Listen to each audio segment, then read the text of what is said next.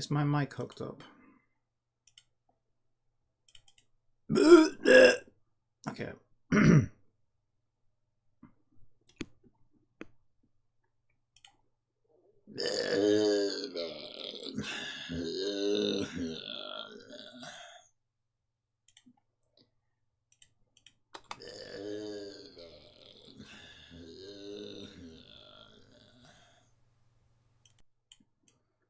That should loop okay.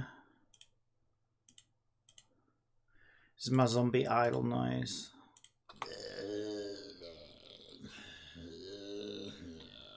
See, there's a little bit of a sigh in there. That's a stressed out zombie. He want to be, no, he doesn't want to be stressed. He's not stressed. He hasn't got a care in the world. He's a zombie. Let's try that again.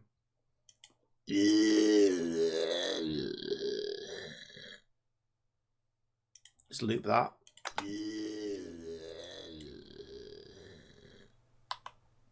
That's nice. Okay, so what we can do,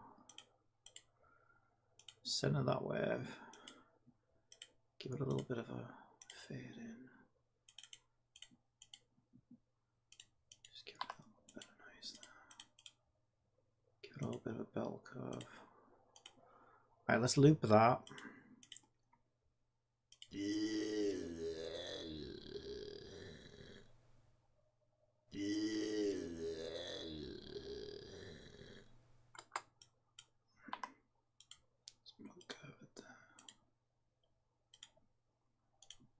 Okay, let's try it now.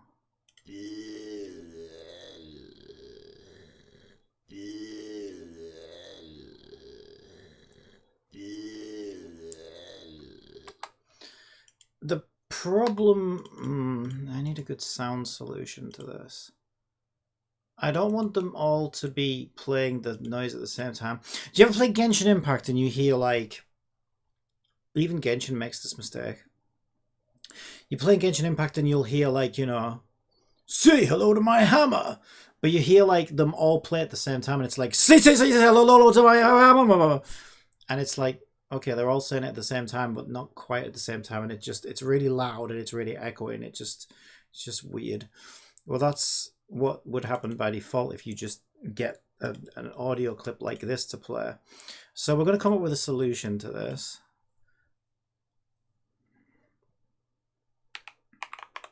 So this will be my zombie idle, right? Then there should be like a zombie noise when they're like, when they've spotted the player and they're following the player. So they're kind of like, this is quite an excitable. I'm going to imagine I'm a director now directing me.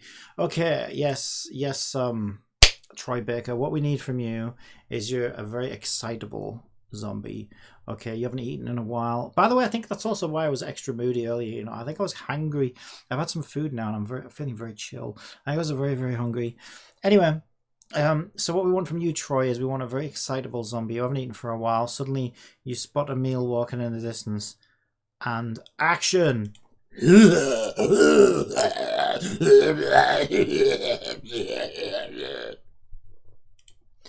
right, I think that's good.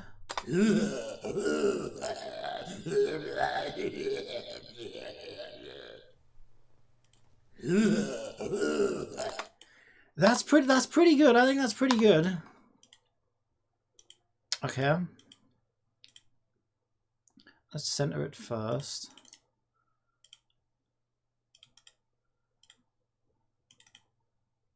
What did I do? That's not what I meant to do. Center it first. You want to give it a little bit of a fade in. Actually, I'll just play this one once, I think. Otherwise, it's going to get very annoying to hear that over and over and over again. So when the zombie first spots the thing, the player will sort of go with this. We'll play it as a one-time only thing, I think. Okay. So let's hear it again.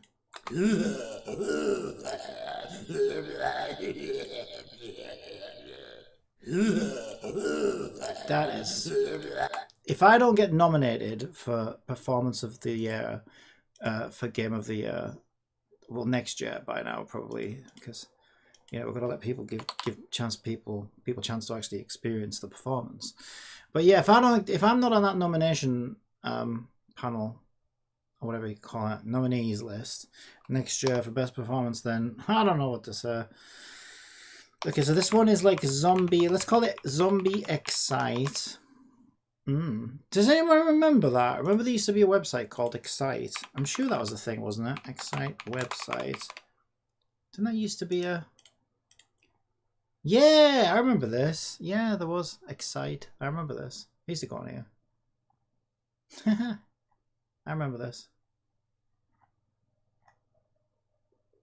Ask Jeeves bought them out.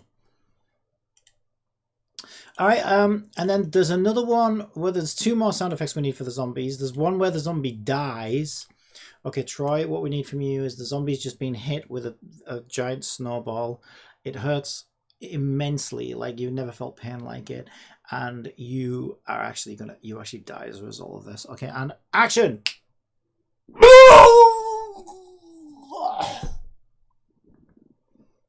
That probably clipped, did it?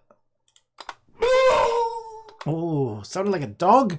That sounded like a dog. No. Less dog-like. Okay, Troy, less dog-like.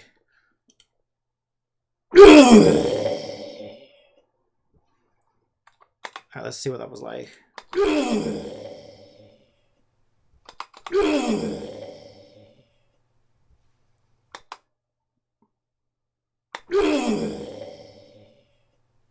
I think that's okay. That's okay. It's a little bit more baritone than what I originally wanted, but you know, it's fine.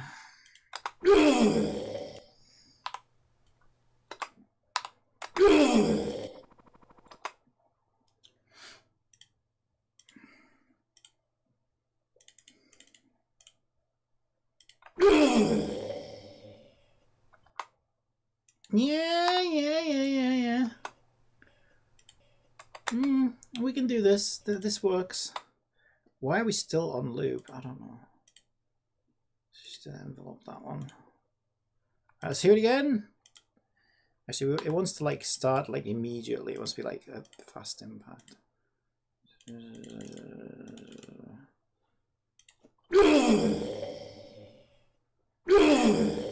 Yeah, that's good. That's good. Why are we still on loop? I don't know. Is that because it's a loop?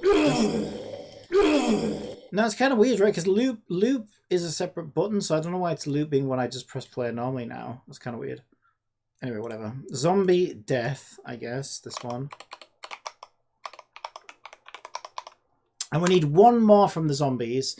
So what we need is a zombie that's grabbed the player and like, oh, he's ready to feast, right? He's salivating. So, you know, immense excitement and anticipation and action. No, it sounds like he's trying to rape him. Stop. Cut. That's not what we want. Okay. Less sexual. Okay. A little bit more family friendly. Let's go.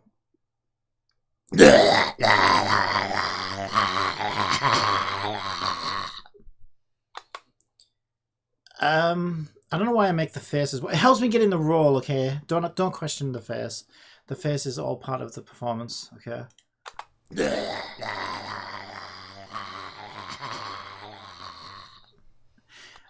See, I was thinking... let me think. It needs to be kind of a little bit scary, though. Like, I feel like I need, like, kind of like zombie chomping noises as well. Maybe over the top, like...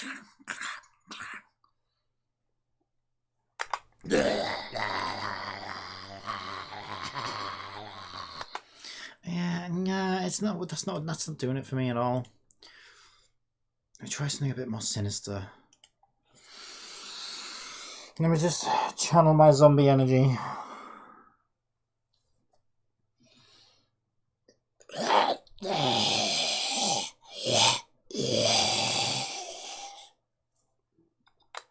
Okay, I think that's more creepy, I think.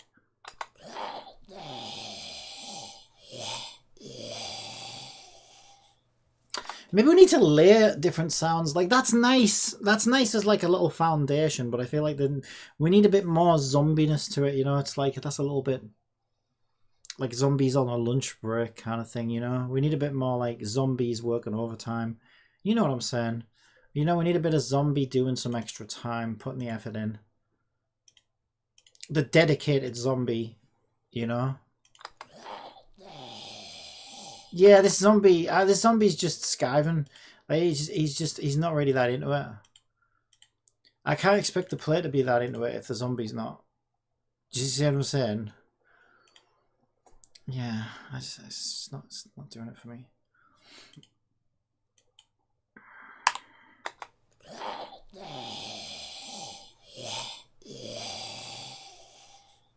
We'll layer that with some additional zombie noises, I think. Can we get this? We've got way too many files open right now, and I'm losing track of what's what. So let's just close all of these. Paste to new. There we go. So there's our first one. Let's make another one. You're there. You grab the player. You grab the player.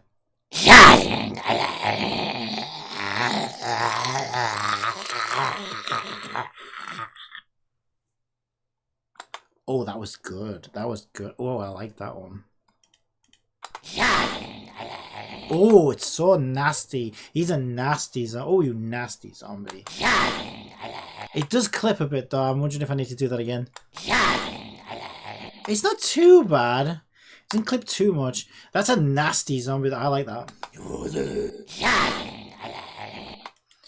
Oh, yeah, he's almost got a bit of Russian in him, you know? He's almost like, a little bit of French, maybe. My pal, zombie. You see what I'm saying?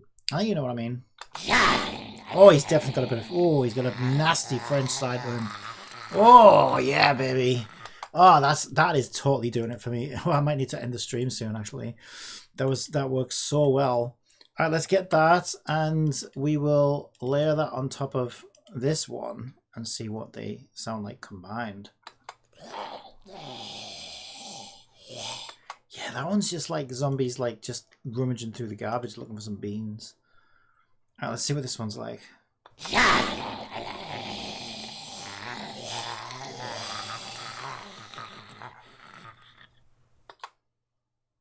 Oh, that's nice. Oh, I like that. Yeah, that's pretty good. I like that a lot. I think we're definitely onto something here. Now, you may be watching right now and thinking, what the fuck kind of maniac have I tuned in? What the hell is this guy even doing? And you might be questioning me right now. Let me just go get the doorbell. Somebody rang the doorbell. I'm not going to get the doorbell. I'm going to get the door. Oh!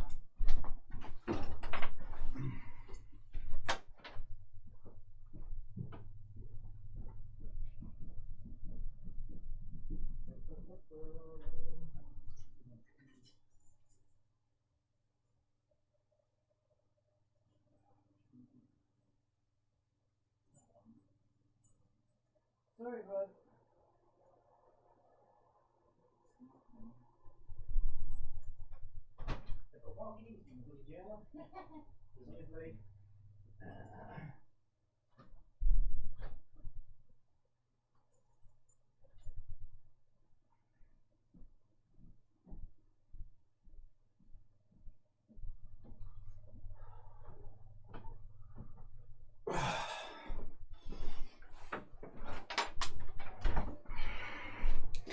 Yeah, so if you just tuned in, you might be thinking, what is this maniac doing? What does he think this is gonna, like, what am I even watching? But trust me, all right, when it all comes together, just like the snowball explosion, you're gonna be amazed. All right, you're gonna be amazed.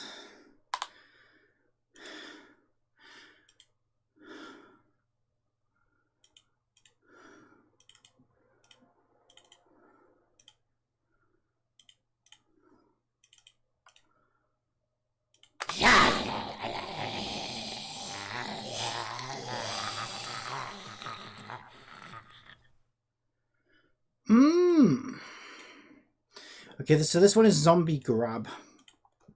All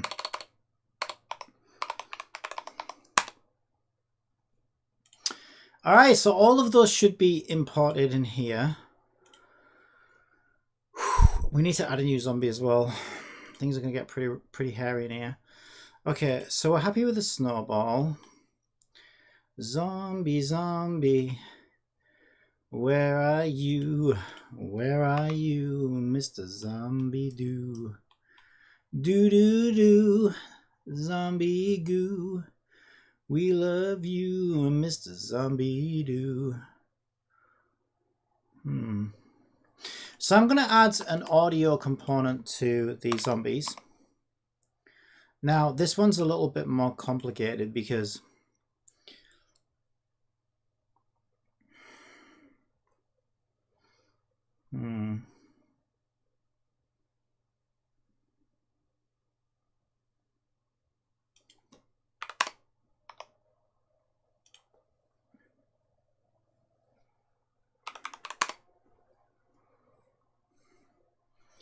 oh shit, his move speed. Okay, I don't know why that one says 0. Oh no, it is a float. Okay, distance grab 3.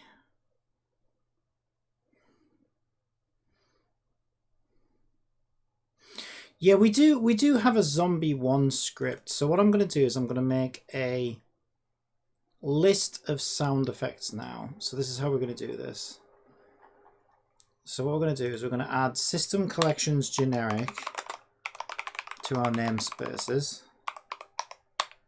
so that we can make a list of audio clips. Audio clip, and these are going to be zombie sounds. Sounds of the zombie. Sounds like an amazing upcoming hit. Top 20 album of all time. Top selling album of all time. Right next to Madonna and Prince and Michael Jackson is zombie sounds for the Twitch viewer or something. Okay, we've got way too many greens in here. Let's just give it some of these. Final movement. Final movement! Oh. Hoi hoi. Final movement. Oh. Alright, so I'm just going to save that.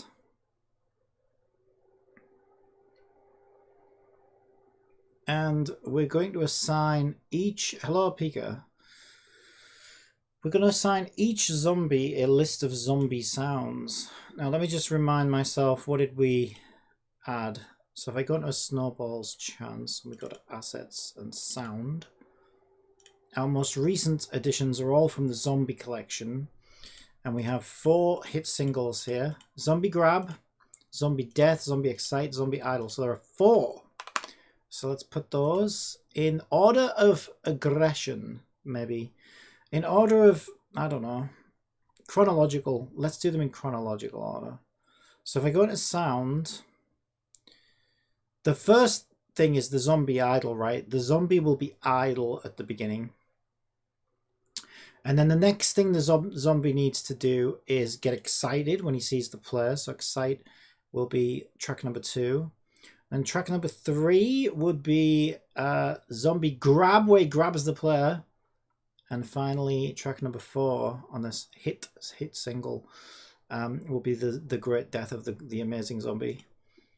So they are now assigned. So we need to remember that, right? So what I like to do, and if you're following along at home, you can do this if you wish. You don't need to. I'm not going to force you. But if you don't do it, I'll be very angry. No, I won't. I'm just joking. Okay, so I like to just write them down so that I can remember, right? So we know that this one is idle. We know that this one is excite. We know that this one is grab. And we know that this one is death. So now we can see which sound effects we need access to in certain situations. Okay, so when does the zombie want to be making idle sounds? Well, this is where things get a little bit interesting, actually, because our zombie idle is what he's going to revert back to. So blah, blah, blah, blah, blah, blah. What we should probably do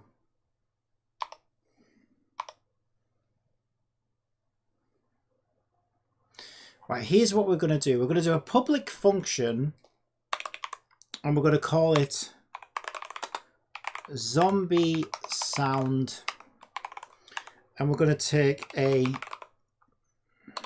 now we'll take an integer of clip number followed by a bool of loop. Zombie sound. This wants to be a void, public void of zombie sound. Okay, so what we basically do is we tell zombie sound what clip do we want, and do we want this zombie sound to loop or not. So the first thing we need to do is we need to assign our audio component, which lives on. Hi Cappy, how's your project going so far? Yeah, hard to answer. It was, the first 4 hours were awful, but the results were good. So hopefully things go a bit smoother. But yeah, I was dealing with 2 particularly awkward things, so hopefully things should be a lot smoother now. But you never can tell. Right, where did I put the audio component? Oh, the audio component is on the root though, right? Yeah, the audio component is on the root. Okay, that's pretty easy. Okay, so what we can do is we can say get components. We can do an audio source, which we'll call a source, and that just wants to be get component audio source, right? So then what we can do is we can say a source clip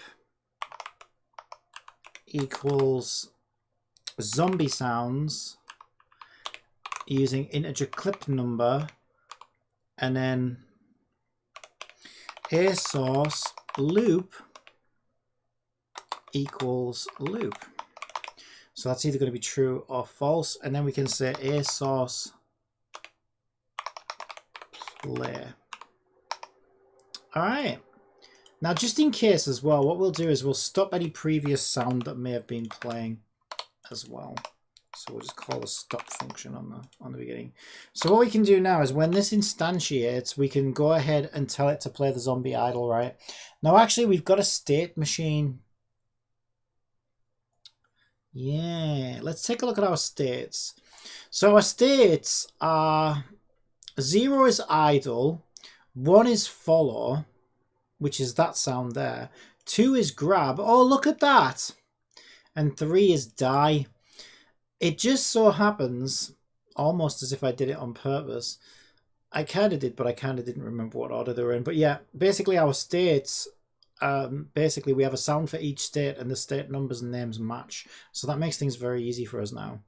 So what we want to do, okay, because we're stopping and playing the audio clip, it's important that we don't just send the state number to the audio component, because if we do that, we're going to be interrupting it constantly by stopping and starting it on every frame.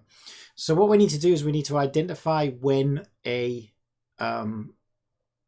state changes.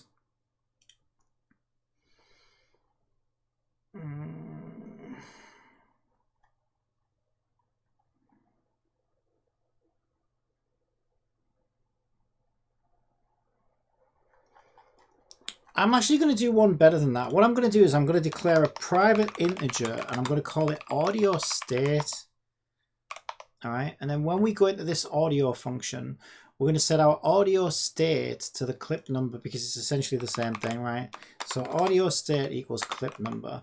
Why that's good is now we can check to see whether our audio state number differs from the actual zombie state.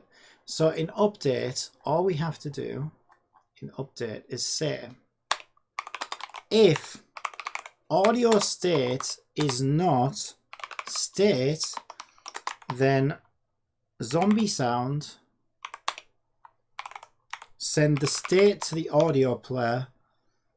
And this is the thing, right? Whether we loop it or not depends on the audio clip. So actually we need to flesh this out a little bit more. So what we'll do is we'll just knock this down. Before we do this, we need to set up a bool, which we'll call should loop. We'll default it to false. So now all we need to do is let it know when it should loop. So by default, we'll say false, and let's just see what our sounds are. So idle is a loop, excite is a once, grab is a once, and death is a once. So the only one that needs to loop is idle.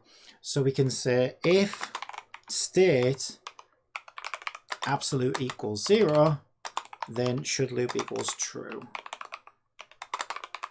And there we go. That's all we need to do. So let's test it. So our zombies should start making zombie noises now. And when they change states, they should change their sounds. Welcome to Cappy's Zombieland Upper Sanctum. Indeed. I gotta wipe my eyeballs. Alright, let's go. No time like the present. Let's get this done. Get this done. I'm not hearing anything.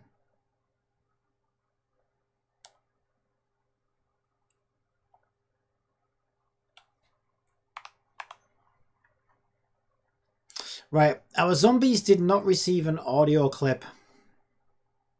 So it's not working. So let's just take another look at that.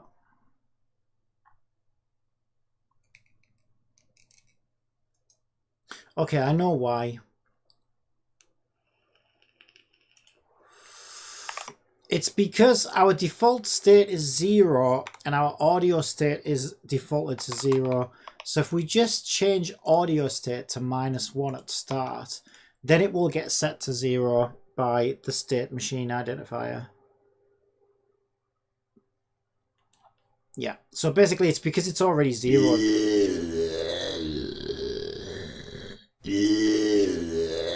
It's very loud.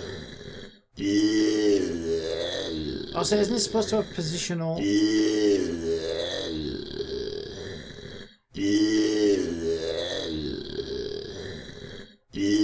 It's probably because all three are playing at once as well.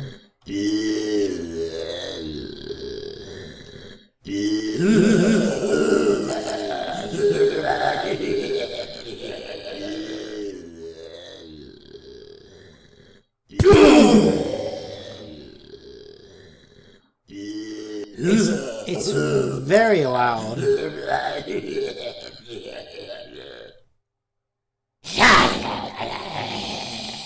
Why didn't grab work?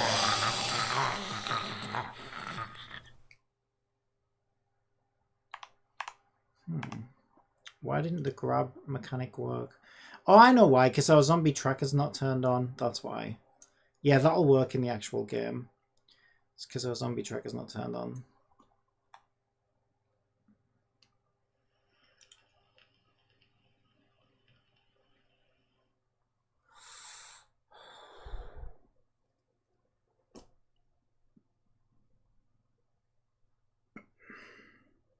Okay, so how do we solve this problem? What problem do I speak of? Well, first of all, the zombies are too loud, so we can easily turn that down by... Yeah, also, it should have 3D sound settings.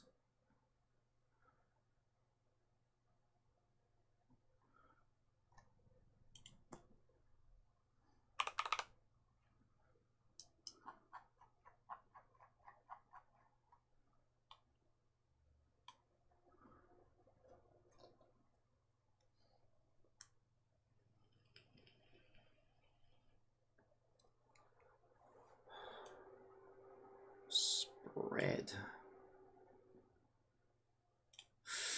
Okay, so we'll set the volume to like...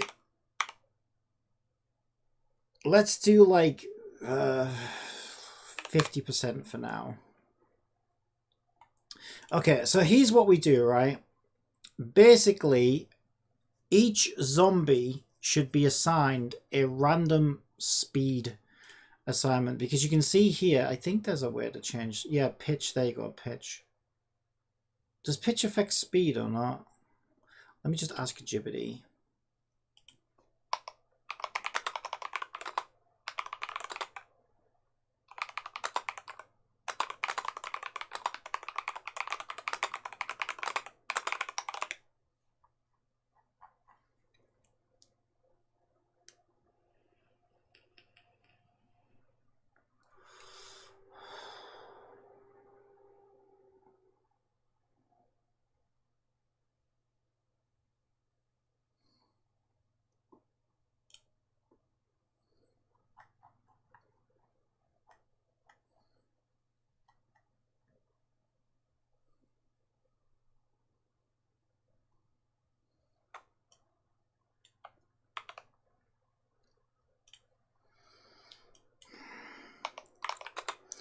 My zombie sound function tends to cause the zombies to sound the same, and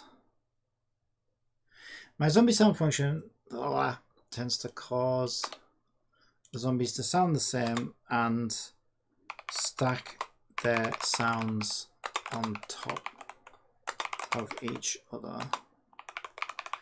If we randomly assign a slight pitch difference to each zombie, can we also have it implement a short delay before playing the sound, and maybe even change the speed of the playback? Let's find out. To give each zombie a slightly different sound by adjusting the pitch, adding a short delay before playing the sound. Wait. And potentially change the playback speed. You can modify the zombie sound function. Here's how you can do it. Randomize pitch. Introduce a random pitch variation. Delay before playing. Use start coroutine to introduce a slight delay before playing the sound. Adjust speed adjustment. You can also adjust the speed of the audio clip. Okay, this is the thing I wasn't sure about. Okay, so we can change the speed of the audio clip. Okay, so what it recommends, and zombie what noises supposed to start after you start up the game and clicked on the play button. Haha, yes, I'm testing you, fool. They do. Audio state, clip number, audio source, air source, get component, audio source.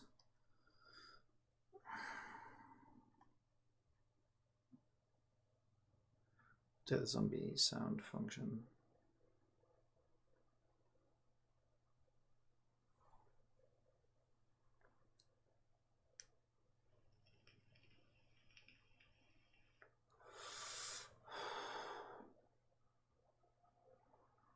Yeah, I wasn't going to randomize the pitch on each sound playback. I was going to randomize it on each zombie. So you have like lower sounding zombies and higher sounding zombies. So I'm going to change the way this works. So what this is doing is it's randomizing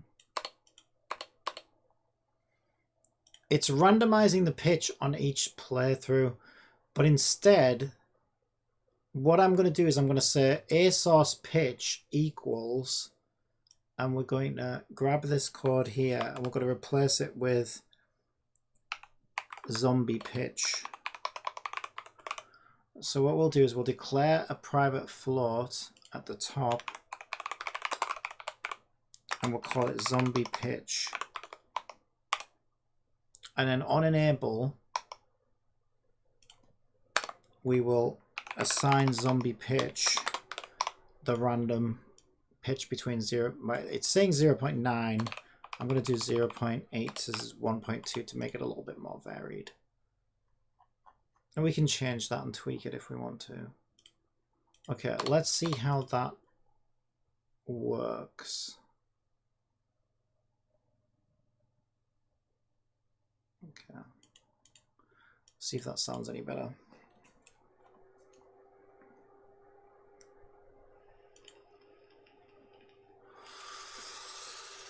Have I played a game called Dead Rising 2? I hate those games. Yeah, I have played them, but I hate them. Oh, that sounds much better.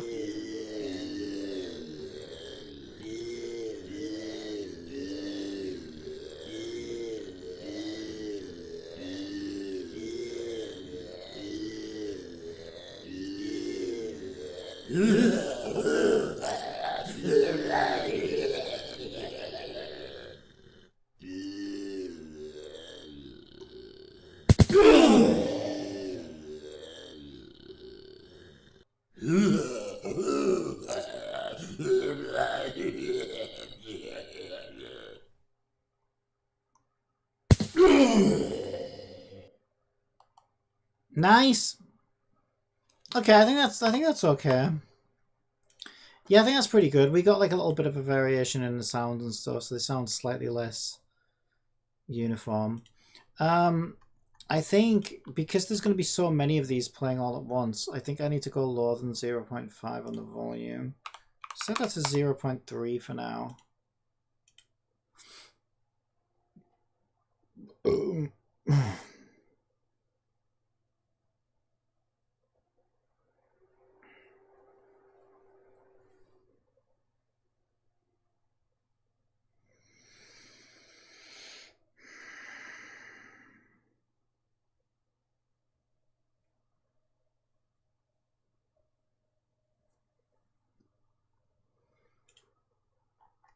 Right, so if we go into our prefabs, we just want to unpack this one and replace our zombie prefab with the new zombie prefab. We can get rid of Snowball old now as well.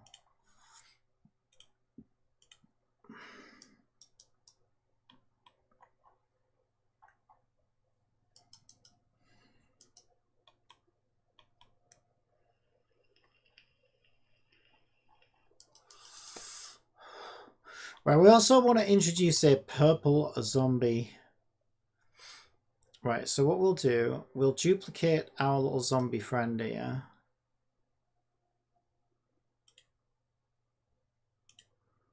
And we'll just call him Zombie 2. So the first thing I want to do with Zombie 2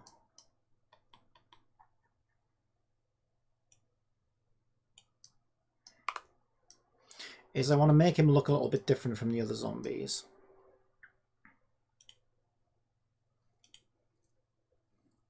So we've got a zombie default material here, which has this texture here. So I'm going to duplicate this one. We'll call this Zombie 1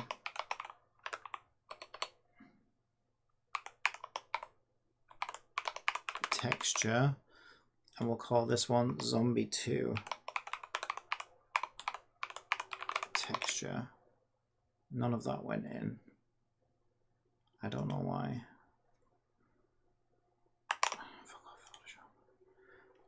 Oh my god, you just fucking made me lose it.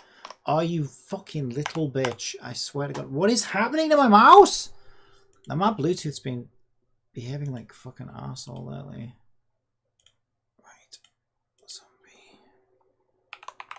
Zombie 2 texture. Right, so now we need to go back to this zombie and make sure... Actually, we need a new material for him as well. So this one is zombie default. So we'll do Zombie 1 material, and we will duplicate this one and call it Zombie 2 material. Because he is a material zombie and he's living in a material zombie world. You know that he is a material zombie living in a material zombie world. Those were the lyrics, right? I think so. Okay, so we want to go to that texture and now modify this texture. Close that one. Okay. So the mouth still wants to be red. And he's kind of got brown hair. The only one I really want to change is the green. Is that lighter green? Oh, that lighter green's his shirt. We could give him a different coloured shirt, I guess.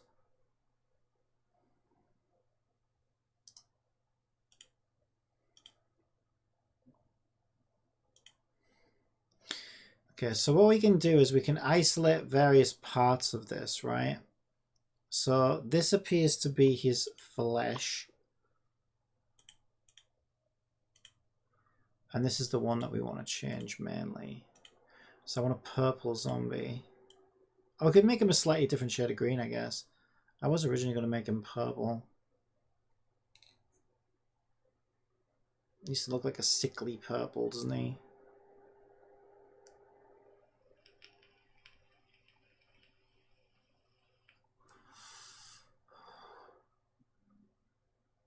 Yeah, that's good. I like that one. Okay, now whether we want to change his shirt or not, I don't know. Let me just save that for now.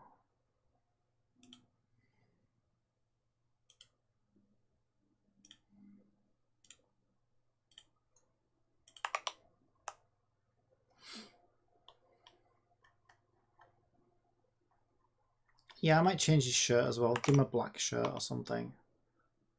Okay, so let's grab what appears to be his shirt. Don't know why it's including that. Oh, I know why, because we're not on that layer, that's why. Okay, that makes sense.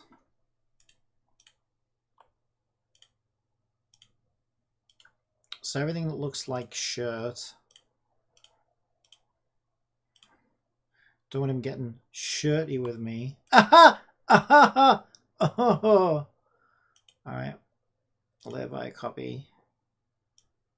Let's put it on that one.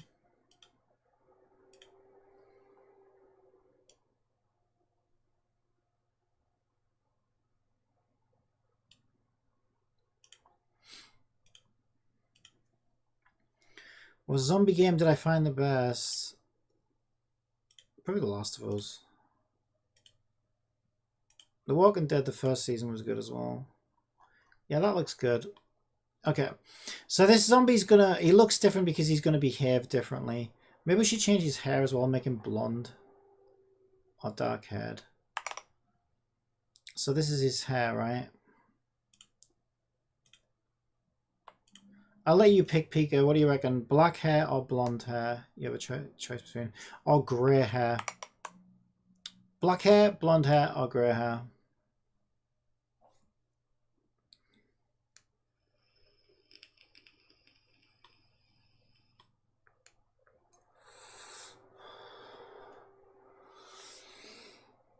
You have 20 seconds to decide.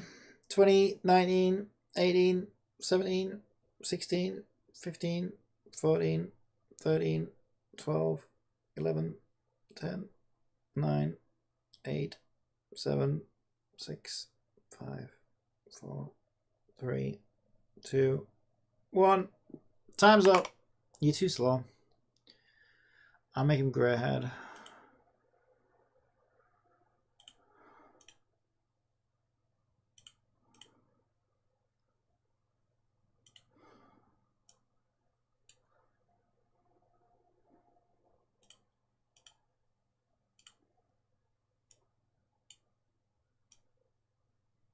I think like a light grey might look good.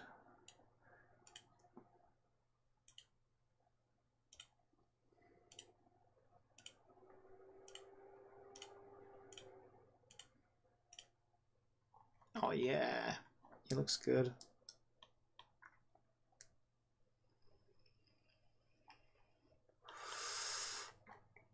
Right, now remember when I accidentally had a problem, and the problem was that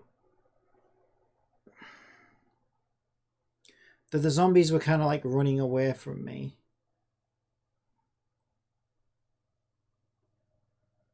I can maybe use the same script though, actually.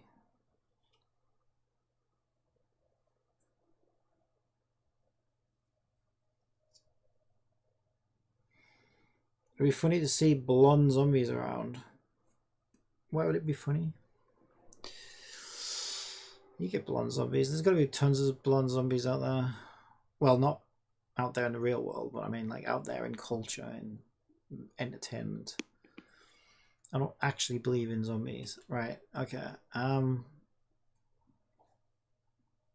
I think I've worked with some actually.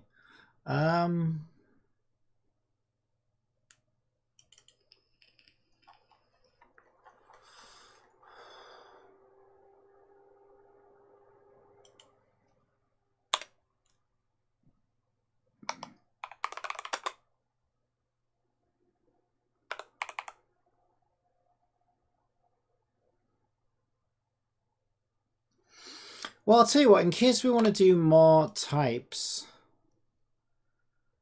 we'll do, at the very top, we'll do a public int. Why Bluetooth? zombie type. Okay, so we'll do 0 is a normal follow zombie, and 1 is a repeller type zombie.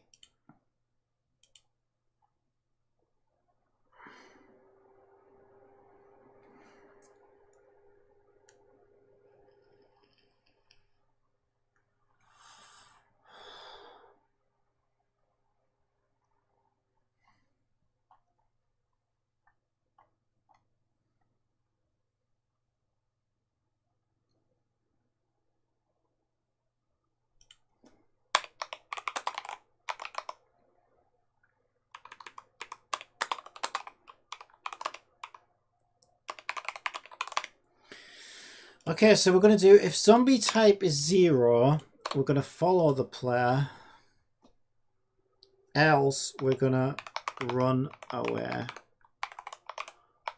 Okay, so now we need a runaway.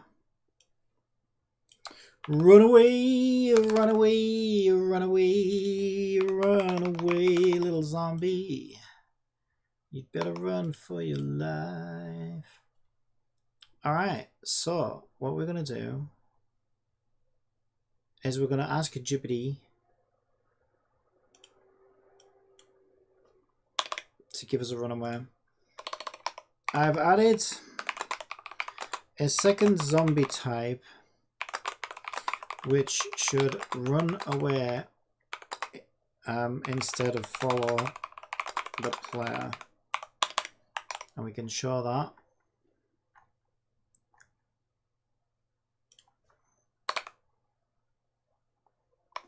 Right, we'll do a capital R because I know it's going to want a capital R. Okay, fine.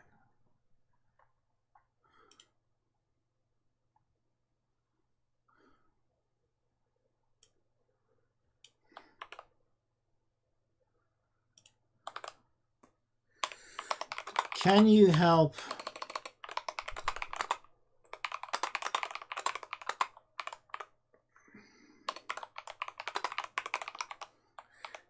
me code the runaway method?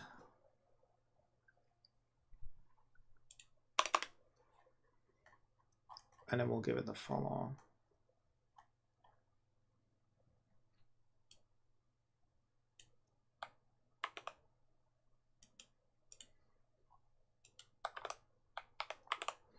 All right, let's get it.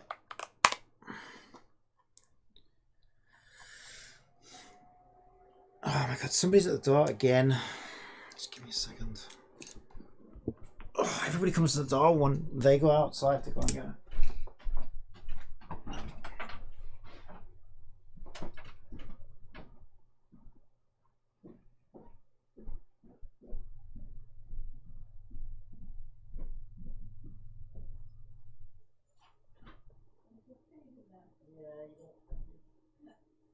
It took me a while to find that little nonsense time, so I thought I'd just leave it at the door if someone else comes. Oh, no idea. Yeah, I see it a bit. Ow. Why am I caught in the door? Right.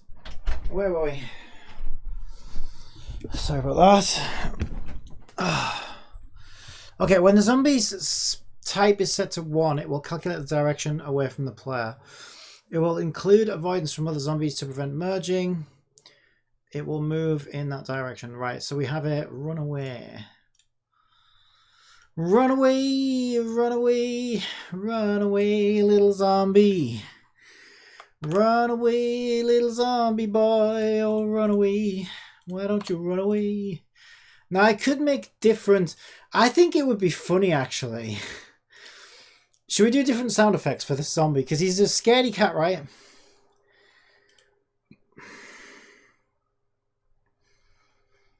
I don't think he's ever going to grab you because like he's constantly running away from you, right? So I don't think he would ever really grab you. But we need a zombie idle sound for this new zombie type. Right, so let's play our original one. Right, so that's our original zombie type for the first zombie type. So this guy's a little scaredy cat, so he should sound more, I don't know, scared or whatever, right? So let's do different sounds. Yeah.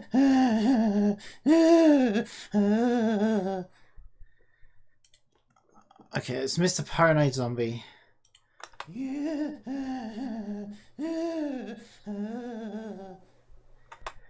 That is genius. That is so good. If I don't get nominated for Performance of the Year in next year's Game of the Year awards, then I just don't know what to say. It's clearly rigged. Clearly rigged. All right.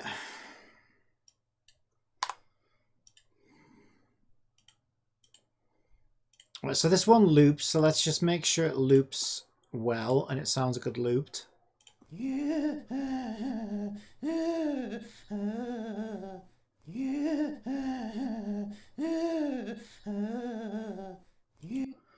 would be more funny seeing magic zombies than blonde zombies. You have one hell of a strange imagination. Like Linny zombie. Linny and Lynette zombies. I can't even speak. Right.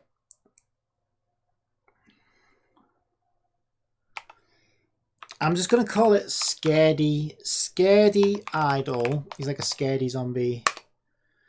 Okay, then there's the... So normally there's a sound where the original zombie runs towards the player, right? The excited zombie.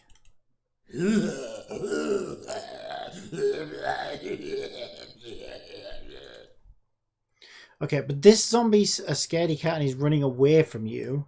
So he should make a different sound, I think. Hello, Alexandria. Okay, so scaredy zombie running away from the player. Okay, Troy, this is what we want from you.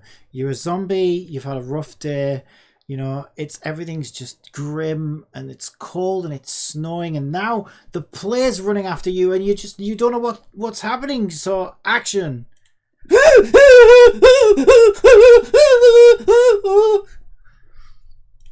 Okay, Jesus Christ. What are you doing with your life? Okay, let's play that back and see what it sounds like.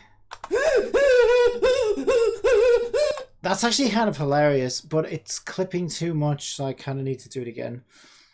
But yeah, this would be really funny, I think.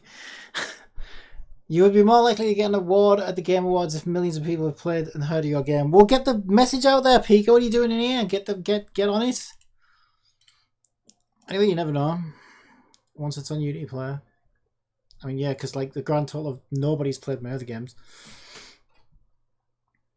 Okay, and action!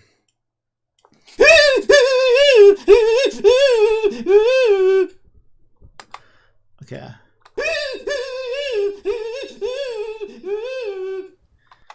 Yeah, okay, that kind of works.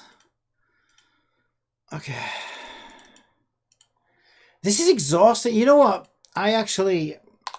Respect to these voice actors. Although to be honest, I think I'm putting a lot more into my performance than most of those guys do. When was the last... I mean, look, let's just be honest. When was the last time you heard... I don't know. Who's really big right now in Genshin? The Archon, right? When was the last time you heard Pyro Archon go... You know, and really give it her all in a performance. I mean, I'm just saying. Just saying. Need to step it up over there in Genshin. Right. Okay, this should be great, I think. This one only plays once anyway, doesn't it? You just send it that one. How are you, Alexandria?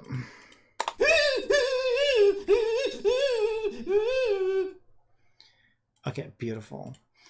So let's call that one Scaredy, we call him, don't we? Scaredy Runaway. Scaredy Run Away. And then there's a death sound we need for Scaredy as well. When Scaredy dies, he should make a different noise to the normal one. I just wake up, so I don't know yet. Well, what I think to wake up to. You can get Hat Mika to spread the word out for your game instead.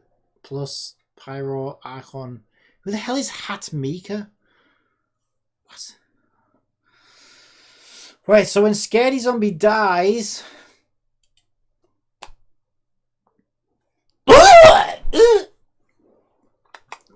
I don't know, that was a bit... It's not... I like the little at the end, it's kind of funny. It's not like a chicken. He's a chicken zombie. You know, I actually like that thought. I didn't feel good about that one as I was doing it, but then when I heard it back, when I hear it back, it's actually it is kind of funny.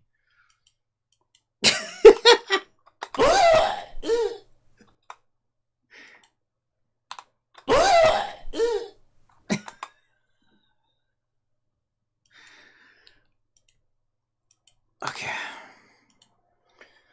Maybe what I should do is, as a little plot twist at the end, right? We should mention about the purple zombies. Oh, yeah, you know, like, oh my god, I can't believe we survived. Oh, that was real stressful. Oh, god, yeah, especially those purple zombies that just run away from you. God, they were right pain. Wait, purple zombies? Oh my god, those were my cousins visiting from town. You killed them. Something like that. That could be kind of funny. I kind of like that, actually. Right. Scaredy die. Alright, so let's assign new purple zombies sound effects. Give me a list. Give me a list. Give me a list. Scaredy idle. Scaredy run away. And Scaredy die. Okay, so let's get a couple of Scaredy copies.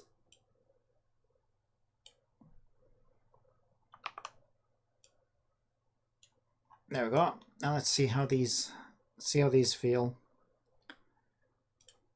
All right. I dread to think. Well, after 1 week, Twitch finally approves my new emotes.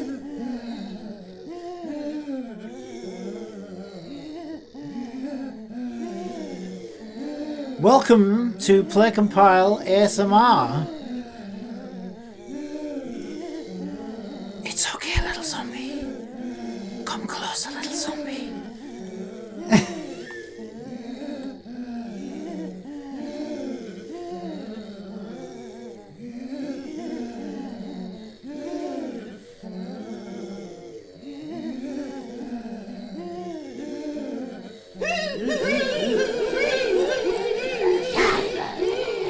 Wait, they're still coming after me?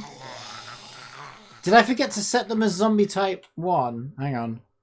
I might have forgotten to set them as zombie type 1s.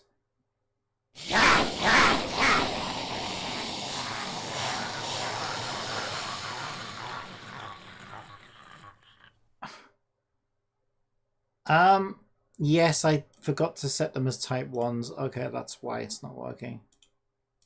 Okay, so Scaredy Zombie is type 1 zombie. There we go. That should work better.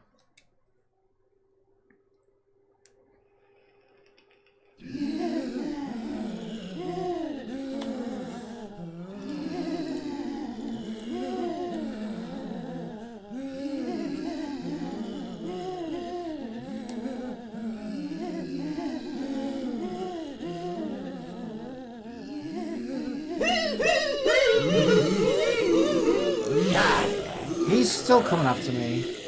But these are running away. Oh, I accidentally set him as a type 1, that's why. So it is working. They are running away.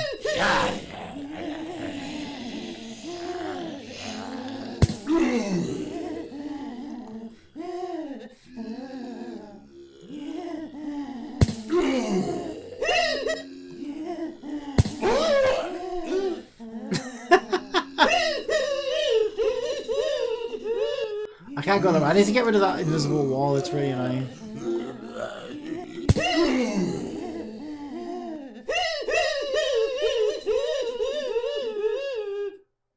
Yeah, they should probably also move a little bit faster as well, the ones that are running away. I need to get rid of this invisible wall. It's so annoying. I knew I would have regret putting that there.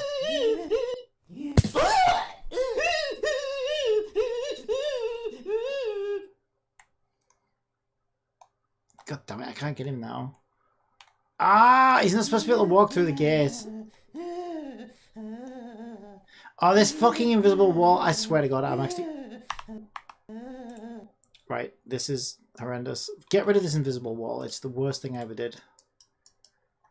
I don't care if the player comes this way when he's not supposed to. Where the fuck is it? Well, it's invisible. It's hard to get.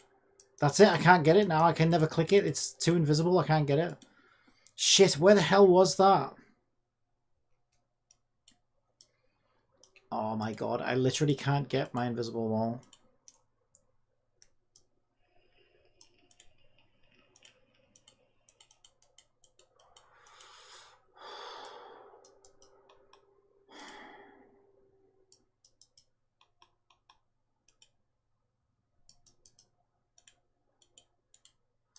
How are you meant to get it? Oh my God, this is so frustrating. Right, hang on a minute. I set the wrong zombie type on one of these zombies. He should be a type 0. He should be a type 0. He should be a type 1. He should be type 1. He should be a type 1. He should be a type 0. Okay.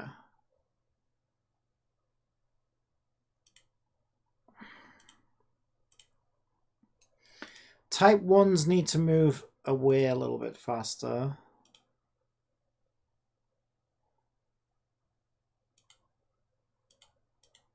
Okay, all the zombie 2s are type 1s. Okay, and the move speed should be like 3.3 or something. That'd be really annoying. Okay, I need to be careful. 3.1.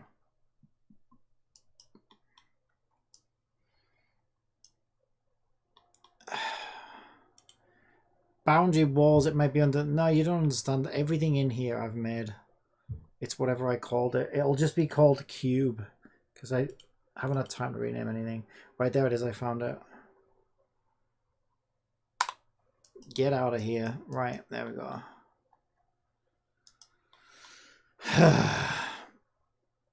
Okay, that should be fine. I don't want too many of those zombies because they're really annoying, those ones, actually.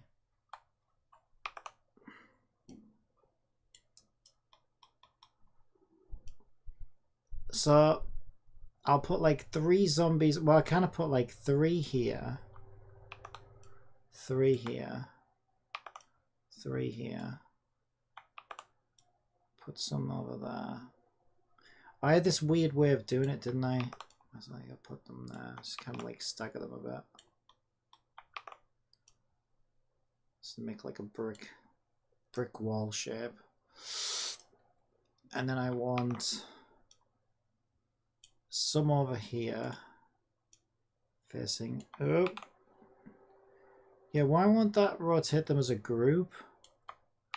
What? That should be rotating them as a group. That's how it normally works. But instead it's rotating them independently. Huh, that's weird. Is it because I've got it on local? No. How strange. Oh, I know why. If I click that, then it'll... No, it's not. Huh, that's weird. I don't know why it's doing that. Because normally it would rotate those as a group.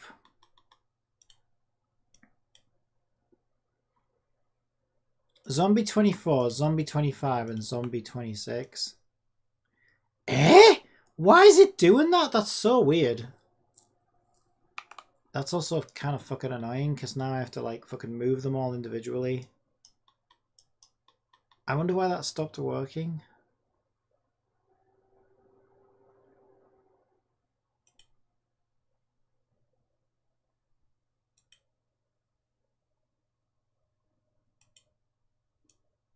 Ah, there we go. It was on pivot. So pivot and center is what changes that apparently. I wonder what that did. Okay, I'll spread these ones out a little bit more, I think. So he's the one on the right. So if we just spread him out over here a little bit. One on the left, spread him out over here a little bit. Okay, and then we'll put some like more purple ones here, I think. Let's grab those purple ones. We know they're the zombie 2 types, right? So if we duplicate those ones, put them over here.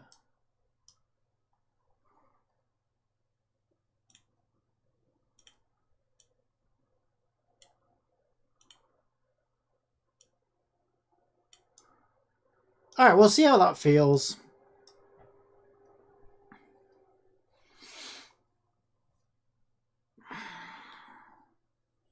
We'll see how that feels. I also need to make sure that the new zombies get calculated along with the other ones. They should do. All right, let's start the game from scratch then and see what we've got.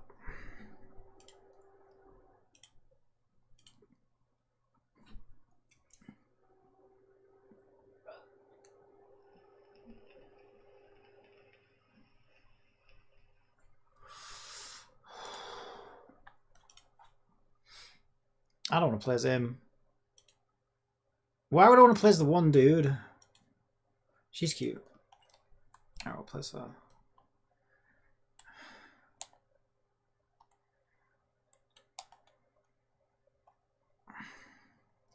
Okay, this is the same as it's always been. What we have got now, though, is this. Which is pretty cool.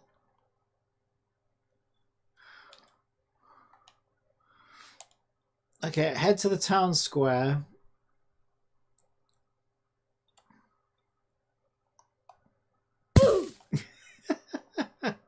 It was so worth. I swear it was worth all the pain and suffering just to set that up. It's completely pointless. It doesn't do anything other than that, but it's just, I'm so glad I added it. Good people of Toontown, I'd like to thank you all for gathering on this cold day on such short notice. I regret to inform you that our town is in utter crisis. Oh no. What's going on? What crisis are we facing? Should I cancel my anime streaming service? Absolutely not. In fact, you may need that now more than ever. You see, I've been getting some disturbing reports recently. Sightings down by the graveyard, unexplained break-ins, and last night a young couple were attacked in their home by a violent gang of foul-smelling men. Say what now? Foul-smelling men. Sounds like anime convention attendees. Did they maybe come to dote on you, Miku? I'm afraid not. It's actually much worse than that. It's so unspeakably bad that I'm afraid you might all think me crazy when I say it out loud. These foul-smelling criminals, well, they can only be described as zombies. Zombies? For real? It's got to be cosplayers dressed like zombies, right? There's no way Toontown would ever be infected with zombies. I'm as shocked as you, but I'm afraid there's too much evidence now. I simply can no longer deny the truth of the matter. So what do? We can't just stand here and let our town... Spelling mistake.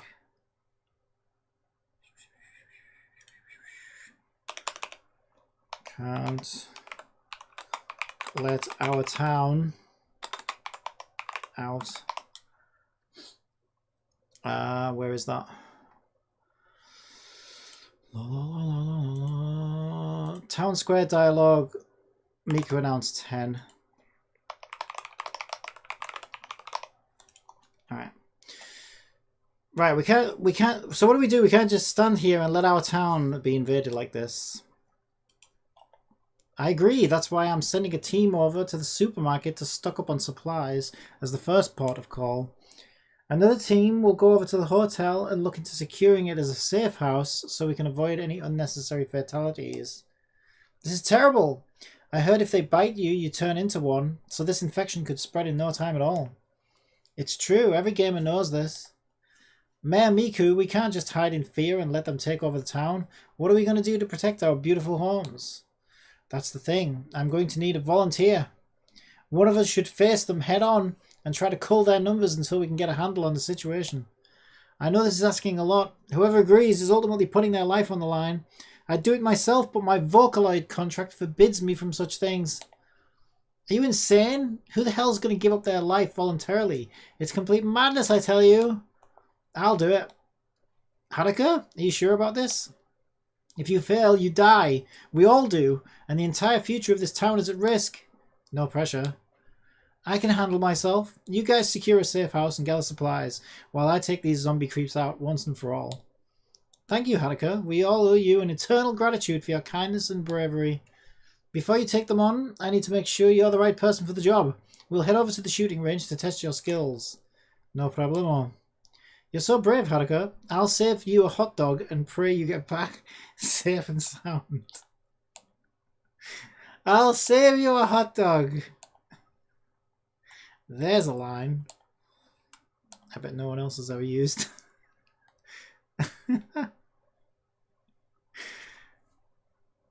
Welcome to my snowball throwing challenge. Okay, great. So what do I need to do exactly? Simply hit as many targets as you can with your snowballs. If you fail to hit a target, you lose a life. You have 3 lives. So let me get this straight. While the town has been invaded with zombies, you spent hours making this snowball game to test our skills so we can fight while you relax in the hotel and eat hot dogs? A mayor's job certainly isn't easy, but someone's got to do it. I need some music for this.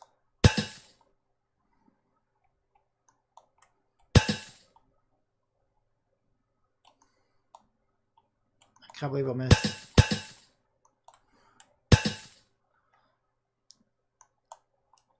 Alright, whatever, just get it over with. Okay, so the zombies, I guess, have been woken up. I should be able to hear them from here, though. Oh my god, it's so distracting. Okay, I need to edit their, like, sound range. So he's got 6, not bad. I think that should be enough to at least kill a few of them. You know, you could try killing a few yourself. As wonderful as that sounds, I did promise the others I'd help gather supplies. Of course you did. The zombies were last spotted over by the graveyard, so I'd start there if I were you. I'll be over at the town square. Please report to me once you're done. I suppose the graveyard's just there.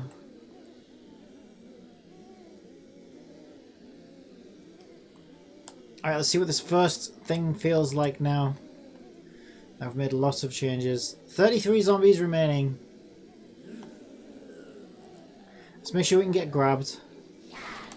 Yep.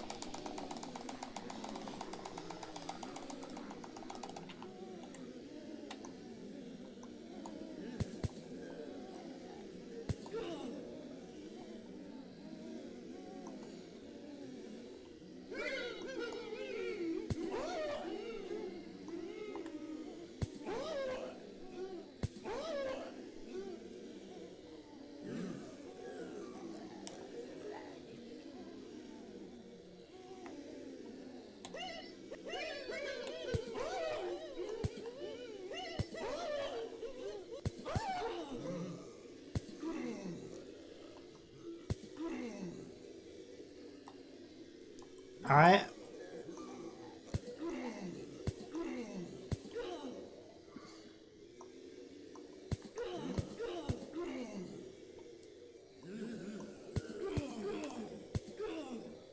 That's pretty good so far.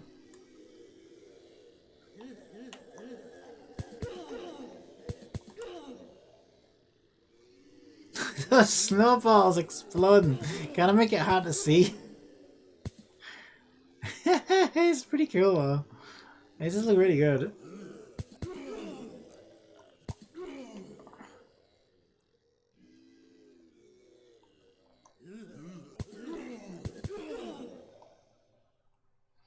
Alright, report back to Miku.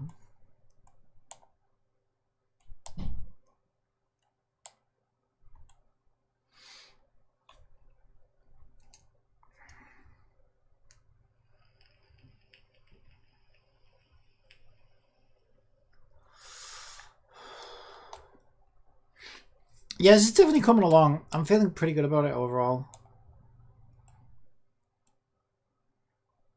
I can't resist. Iron Mouse. Wait, I'm not aiming at her? What? Okay, that was weird. I'm not sure why it hit the other one. You're alive? Did you manage to kill any of them before managing to get away? What are you talking about? I killed every last one of them. It was actually ridiculously easy. I hope this gets a bit more challenging. Are you serious? That's amazing. I thought you'd get eaten alive for sure. But you still sent me anyway? Well, I must say I'm impressed, Haruka. I really underestimated your abilities. We can't crack open the champagne just yet, though. I have more bad news. What? Did you find more fan-made hentai of yourself on Reddit again? No. Well, I mean, yes, of course. There's always new hentai on Reddit, but that's beside the point. The real bad news is that I'm completely out of cigarettes. Cigarettes? I didn't even know you smoked. Is that wise? It can't be good for an idol with a youthful voice to sound like she gargles bleach on a daily basis. It's stressful being an idol in a May, you know. Anyway, I sent Michi over to the supermarket to get me some with a few others. The place is crawling with flesh-eating zombies and they're now trapped over there. You selfish bitch. If anything happens to my friend Michi, I'll rip those pigtails out of your frickin' head. They were getting food for the safe house too. It wasn't just for my nicotine craving, you know. Anyway, you should probably head on over there and see if you can rescue them. Say no more, I won't see my best friend get hurt. I suppose you won't be coming along to help at all. I need to refill my cigarette lighter. It's out of gas. Today really is such a shit day, you know. I hope they only have your least favourite brand in stock and it makes you cough up a furball. A furball? I'm not a cat girl. Well, I guess we can't all be perfect then. Oh shit. Hang on. Yeah, okay, that's because these zombies are saying there's no audio component on them because these are the old zombies, so I haven't replaced these zombies with the new zombies. So this might not work. But we'll see if we can play it anywhere. Yeah, these supermarket zombies haven't been replaced with the new ones yet. So this might be where we... Well, I suppose actually, because I've got save, it will save my progress, so I could do that now actually. Let's do that now. Okay, yeah, things are working pretty good though. So let's go to my supermarket zombies. Supermarket zombies. 50% off Black Friday zombies. Supermarket zombie sale. Get your zombies half price. You better last while stocks last. Better hurry while stocks last. Alright, zombies, get the frick out of here. You're all old. I mean, that's kind of what zombies are supposed to be.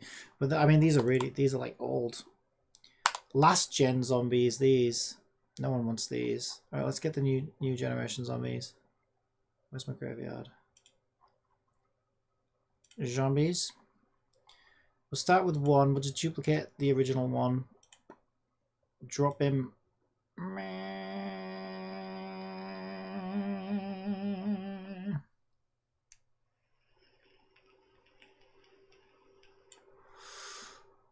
Okay, he now belongs to Supermarket Zombies, but he's still going to be positioned over at the graveyard.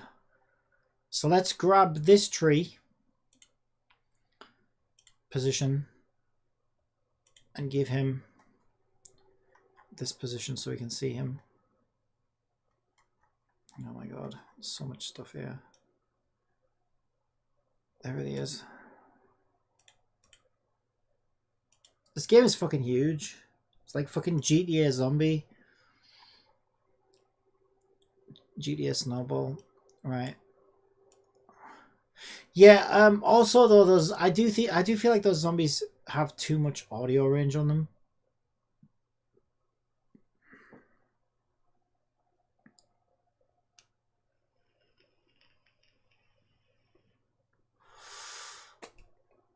It's hard to tell though, because until I add music, it's going to be tricky to know exactly what volume setting should be. I also probably should have put these on mixer groups as well.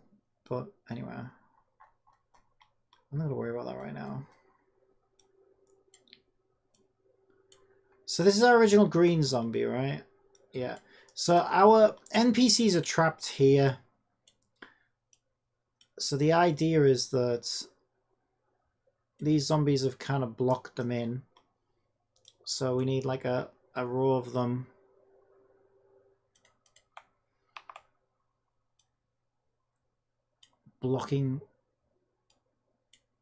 Somewhat blocking this entrance. Oh, why did it let go of it? Thank you. Right, let's just... So this is where our heroes are trapped. Or NPCs, I don't know if you call them heroes.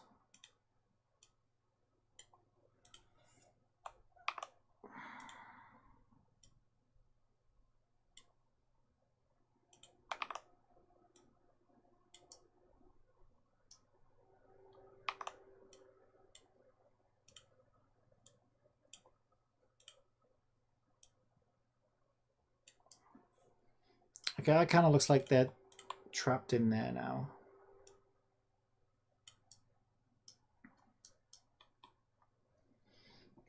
Okay.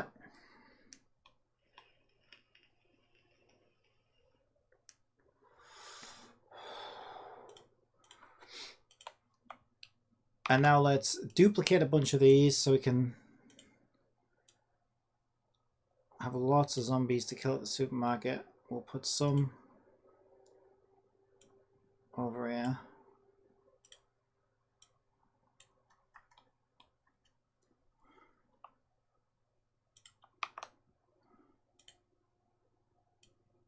I don't want to get too close to... Right, so our character stands here at this point. So we should probably keep them... Maybe I can go as far as here. Well, I could just put some over here like this. Yeah. I'll just do the same on the other side, I think. We need some purple guys as well.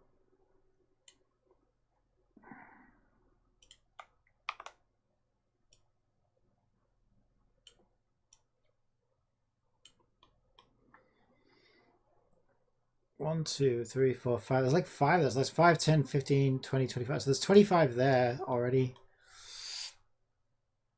Maybe put a couple of purple zombies up here near the entrance. So we need to go and grab a purple zombie, a zombie type 2. There's our original. Duplicate him and drag him over onto the supermarket zombies. Bear about got allergies this morning. Oh no.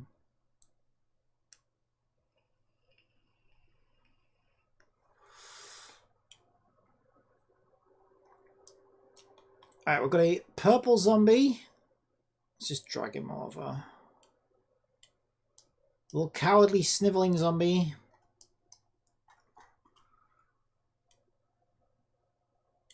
So let's have them face this way. And we'll put these two here.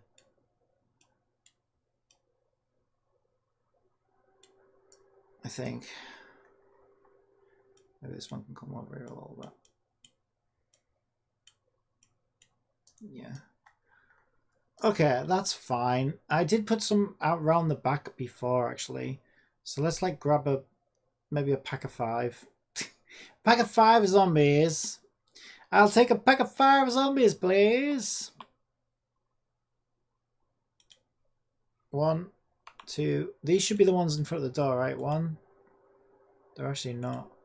Yeah, Unity mixes them up and puts them in a weird order. I really wish it wouldn't. Unity. You're such a pain in my arse. You know that? Okay, what we can do is we can draw over those and it will open them up so we can see which ones they are. So we want 37, 38, 39, 40. Should be 5 in total. And 41 it looks like. Right, so if we duplicate those guys and then we can stick these over around the back.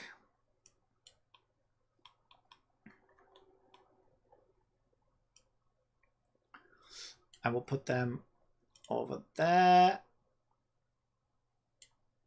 Maybe about there. And then maybe just put a couple more purples in the car park, maybe. Could be fun chasing them. across the map.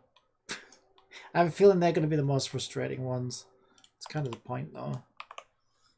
Alright, so we'll push 2 more back purples over into the car park.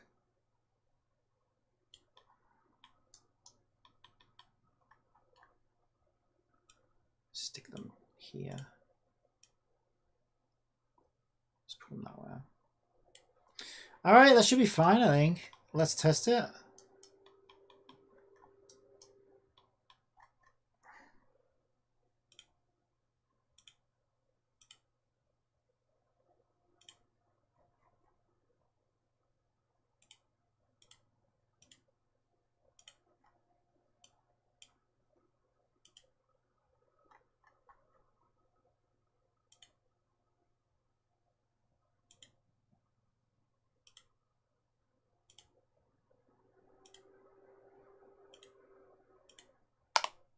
All right, let's see it.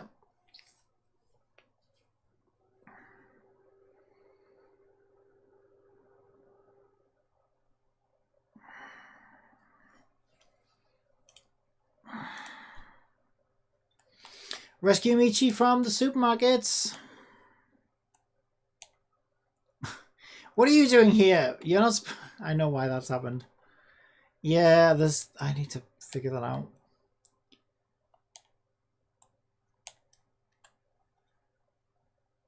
It only happens when you restore a saved game, but... Yeah, now I can figure that out. I just need to use the player index. Hadaka, help me! We can't get out of the supermarket. They've trapped us here. Don't worry, Michi. I'll clear this place out before they even know what hit them. Just keep that hot dog warm for me, okay, bud? Oh, there's a line. Keep that hot dog warm for me.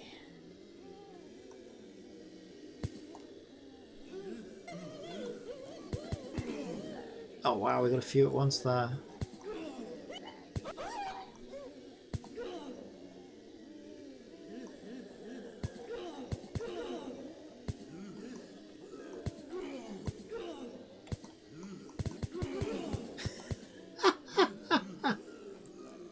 Holy shit. Hey, I'm impressed the frame rate survived that somehow.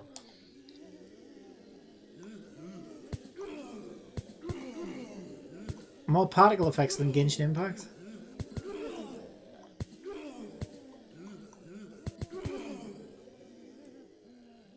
Okay, so now there's just the ones in the car park, I think.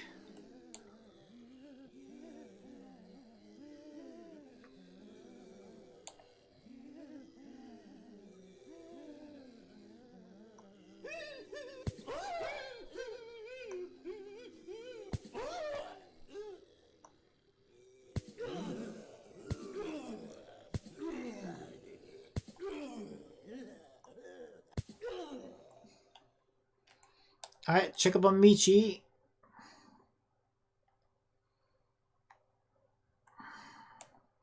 You wouldn't actually be able to go this way when this is all fenced off properly. Well, this is why I saved that to last, because you gotta play this like 6,000 times when you're making it, so might as well make it as efficient as possible. Are you okay, Michi? They're all gone now, guys. You should be safe. Thanks so much, Hadaka. Wait. Yeah, another bug. Again, this only happens with the autosave. So she should be stood there right now, but... yeah, there's something up with my save system that's saving positions. I thought I'd fix this bug, but it doesn't seem to be working. We'll look into that. That was a close one. Thought I was going to be a zombie snack there for a moment. Nah, they're kind of slow and dumb. Can't believe you guys are so scared of them, to be honest. One swift snowball to the head and they go down real easy. Yeah, I suppose that's true. It's just that there's so many of them, though. It's like when you see a wasp, it's no big deal, but a swarm of wasps is something else entirely. Sure, I can understand that, I suppose. Did you manage to get Miku her cigarettes? There were no cartons left at all. I wonder if the zombies smoked them. Can you let her know? We're going to head over to the safe house before more of these ghastly fiends show up. Sure thing, Michi. I'm about to head over there now. Alright, report back to Miku. This is crazy. It's cool though. Yeah, we still got some bugs, but we'll get there. We'll get there.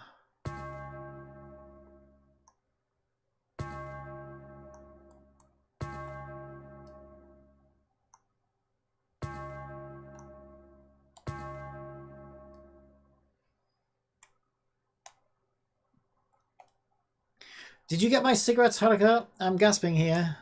Nope. Michi said there were no cartons left. Zombies must have smoked them all. We're all fine, by the way. Thanks for asking. There were no cartons at all?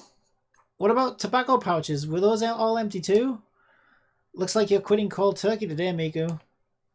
How's everyone doing over at the safe house? Did they manage to get set up over there okay? I guess I'm back to vaping then. No way I'm going to go cold turkey in the middle of a zombie apocalypse. I'm not sure what's happening over at the safe house, to be honest with you. I do know that nobody has seen Apricot since all this blew over. I sent them to get me an ice cream earlier and they never came back. It's just a shame. It's such a shame too, because I really am craving butterscotch right now and it would help with my cigarette cravings. Who elected you and how on earth did you ever become the town mayor? I'll go over to the ice cream van and make sure they're okay. Then I'll head on over to the safe house. Try not to worry too much, Miku. Don't forget my butterscotch. Find Apricot at the ice cream van. This is pretty much as... It's so weird passing myself in the street. Yeah, I can easily fix that bug, actually. All I need to do is look to see what character index the player is and then go and delete the original character model of whichever character that is. So that's easy to fix, actually. Because that's kind of weird.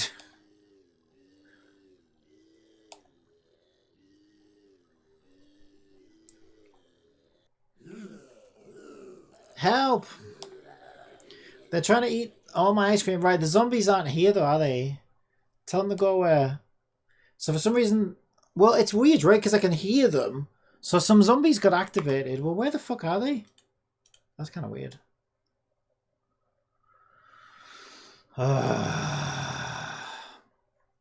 Yeah, I'm still flushing this bit out though, to be fair.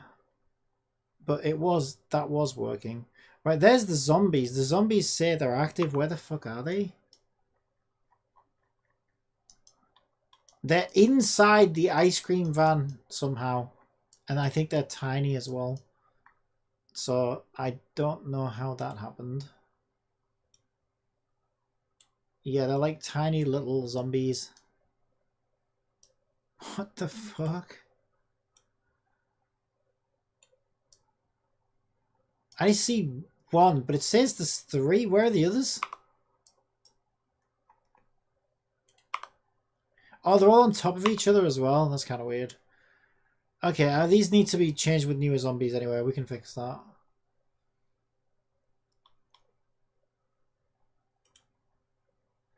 It's not your ice cream they want to eat, Apricot. Hold on. Let me just take care of these real quick.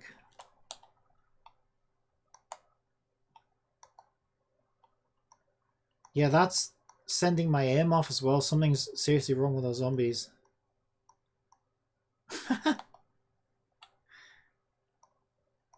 Okay, we need to change those new zombies anyway. Why the hell does it think they're over there?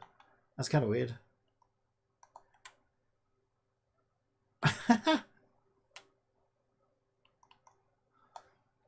I can't actually kill him.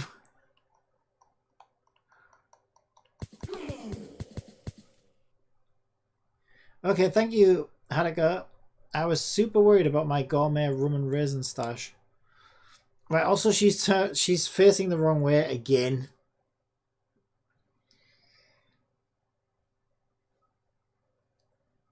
Oh my god, we'll get there. We'll get there.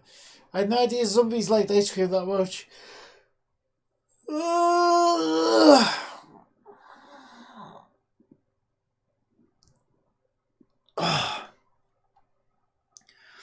Like I said, Apricot, it wasn't your rum and raisin they were after. They probably wanted to eat up your brains.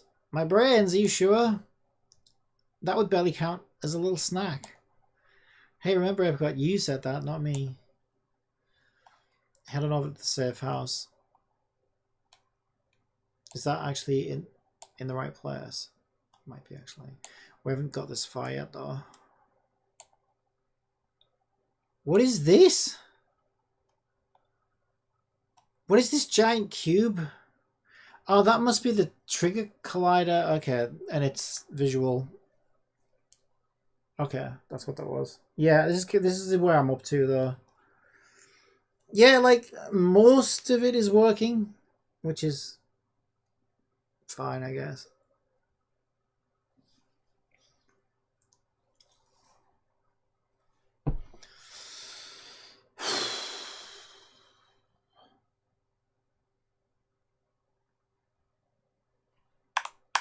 Yeah, most of it is working.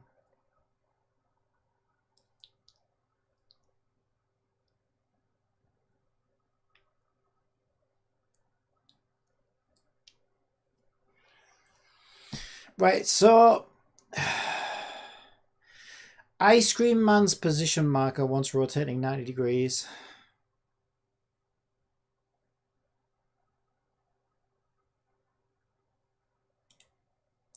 Which is this one. But that's, yeah, this is the other weird thing. Okay, so it must be, is it the blue arrow that's supposed to be? I thought it was the red arrow. So the blue arrow should be facing the way that I want my NPC to face. But that didn't change the arrow. Man, I wish this thing was consistent. Does that change with pivot? No. Okay, if I change it to local, it changes the...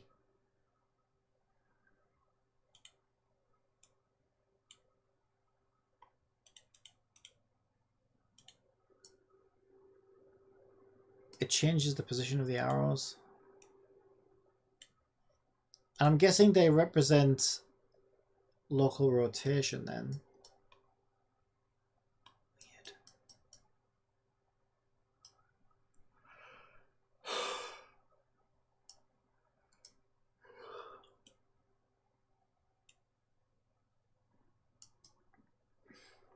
Okay, well that should fix that, I guess. What are the big glaring problems with it? Okay, there was a little spelling mistake on one line of fucking dialogue. Could easily fix that. Can't let out our town, it should be, and it said out. That was Miku announced 10.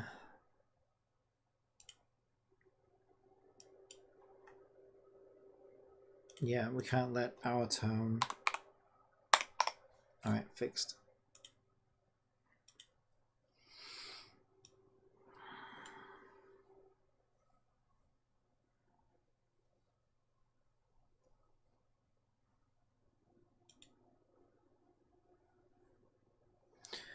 I don't know what the fuck happened to the zombies on the ice cream van.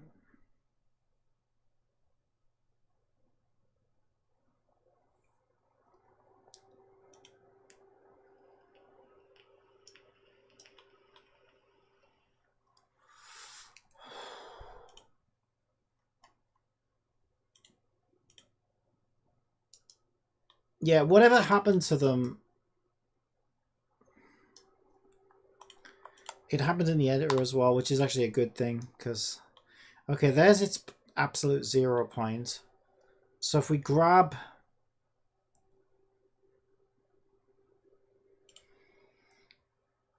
Let's just grab it from prefab for now. Okay, we'll just do some green zombies. Although, I don't know, it could be fun to chase purple zombies across this car park, maybe. I don't know.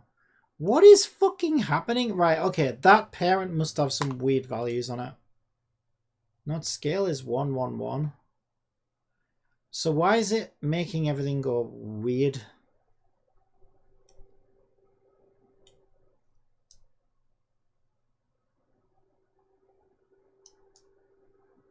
What? I'm so confused. What the fuck is going on?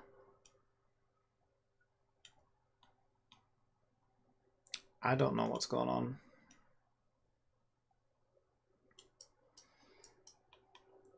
Our zombie is laying down for some fucking weird reason.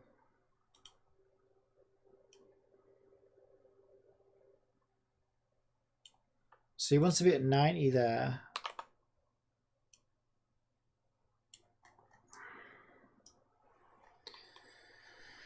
I don't know what scale he wants to be. What's the scale on the other zombies? 0.299. Didn't that make him tiny though? So what's the scale on there? 111. Yeah, I don't understand. It must be because it's parented to the ice cream van, and the ice cream van has weird scaling on it, and that's causing weird scaling on everything attached to it. I think that's what's happening.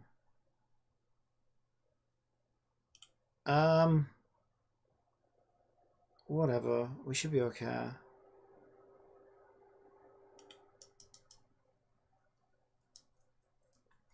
It's just kind of hard to tell what the scale is looking at it like this, though. I don't know whether this is like much bigger than one of my other zombies.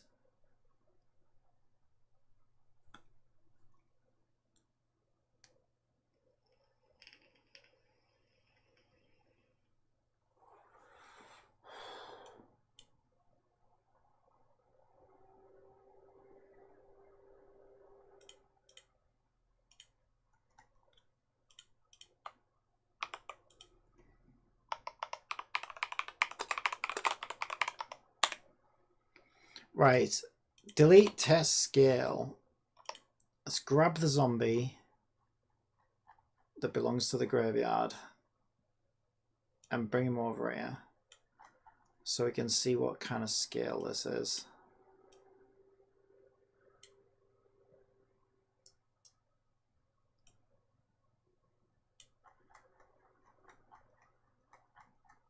He's about right. He's a little bit smaller, actually. He's not too far off. Actually, he's floating in the air, though. He's floating in the air. Yeah, the ground must be lower over here. That's probably what's happening. Yeah, so this dude's about the right size, actually. Good guess. You could do with being a little bit bigger, I guess, but not much.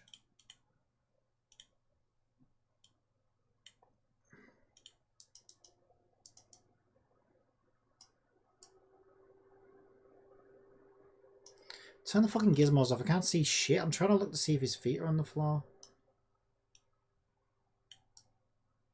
Right. Okay, we can get rid of him now.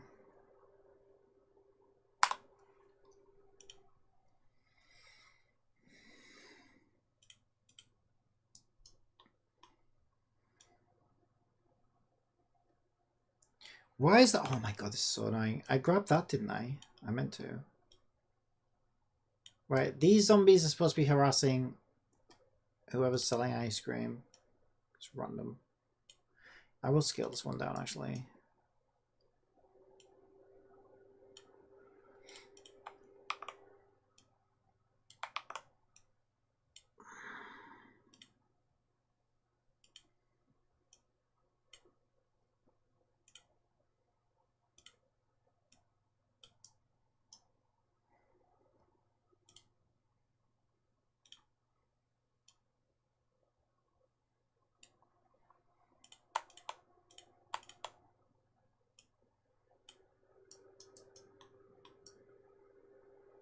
That's fine.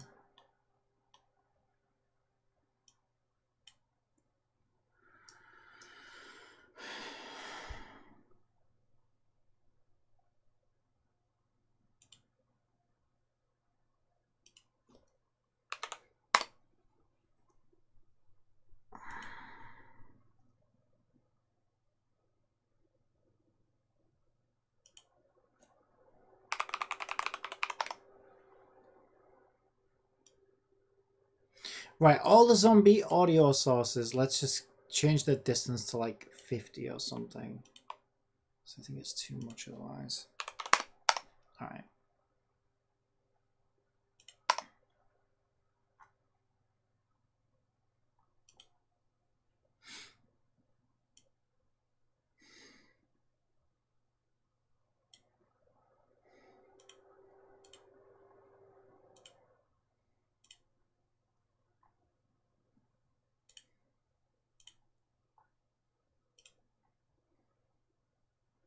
It's got to be super mega zombies.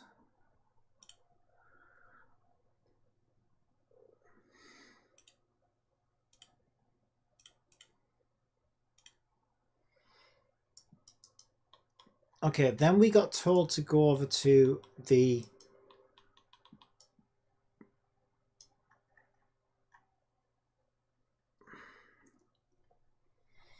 here, and there should be a trigger on objectives. Go to safe house.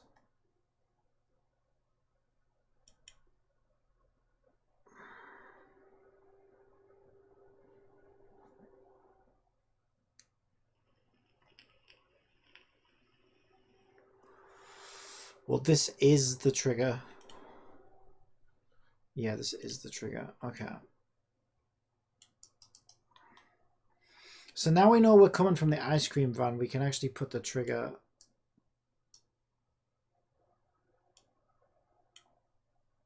at this end.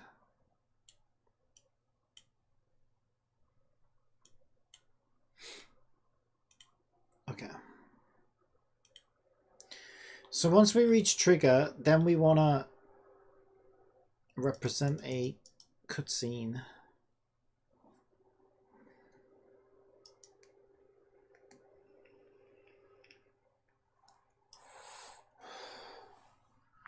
I gotta change this vape. One of my vapes has died. It's super annoying. It's like trying to suck on a fucking...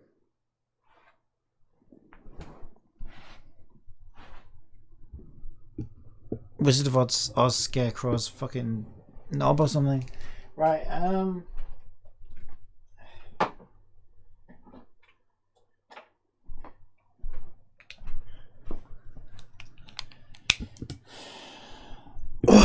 this one should be charged a bit more now. Yeah, it's charged up.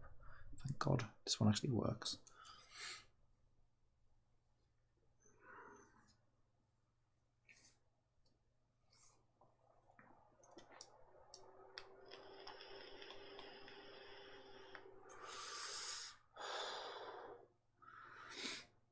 So there should be like NPC positions over here.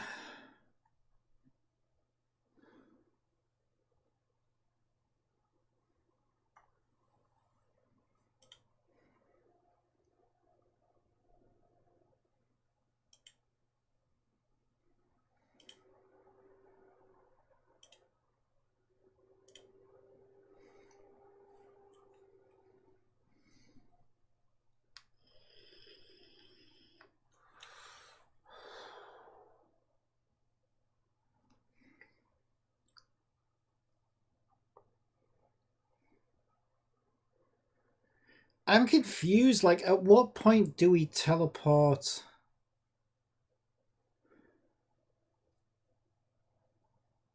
the other characters over to this building now? I think I did it way earlier because originally I was going to make it so that you come straight here, but I did this little sidetrack thing. And the reason why is because you would have been coming from the town hall, which would have made you come to the building this way. I needed to force the player to come to the building this way. I suppose, thinking about it, I could have just moved the building, actually. I could have just put the building at this end. But whatever. It's done now.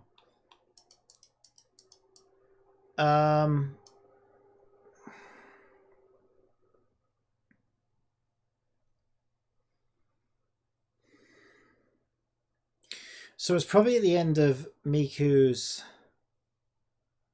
dialogue. Don't see it though. Activate on disable zombies for the ice cream man. Next objective.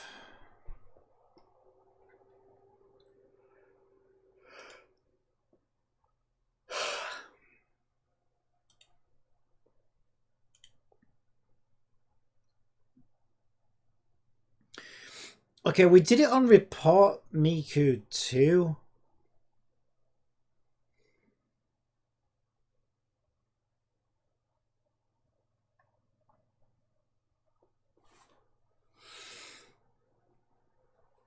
Oh, I really regret doing things this way now.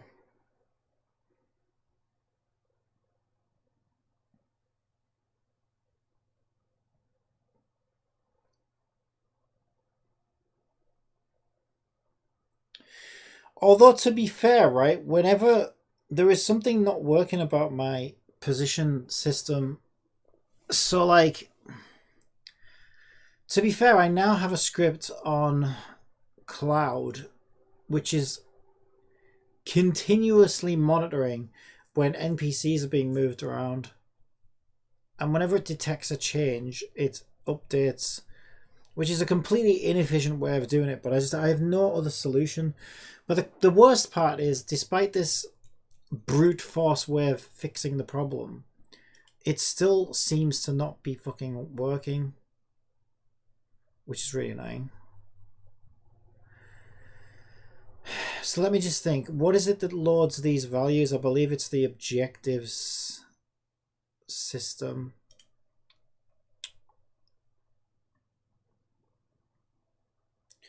Where the hell's my scripts folder? There it is.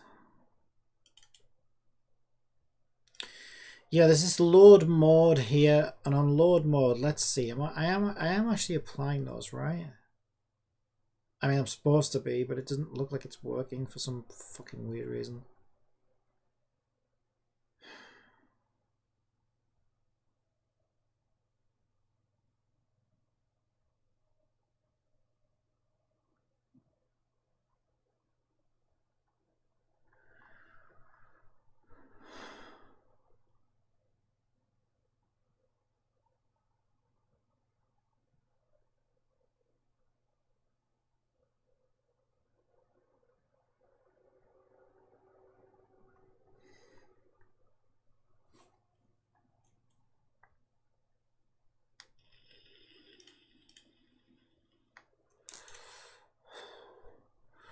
Right, this is load mode.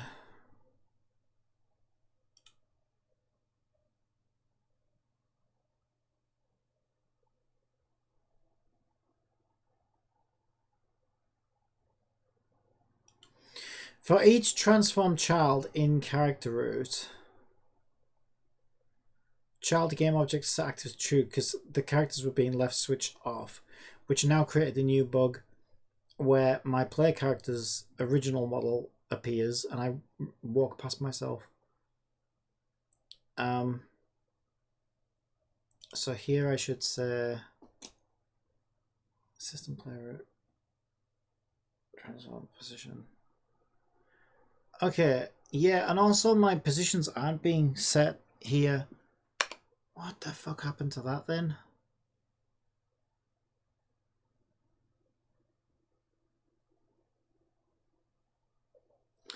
I had a helper function for it though.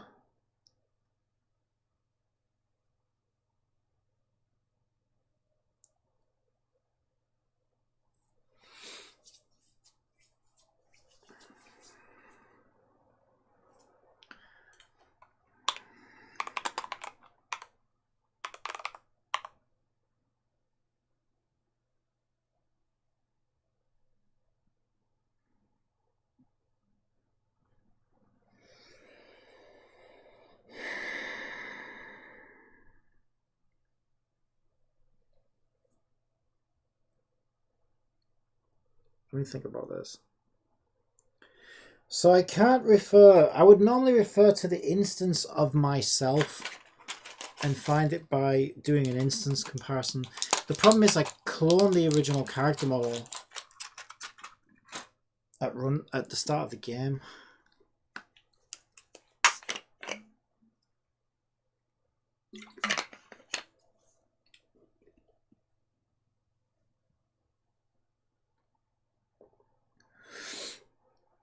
So I can no longer do this instance comparison.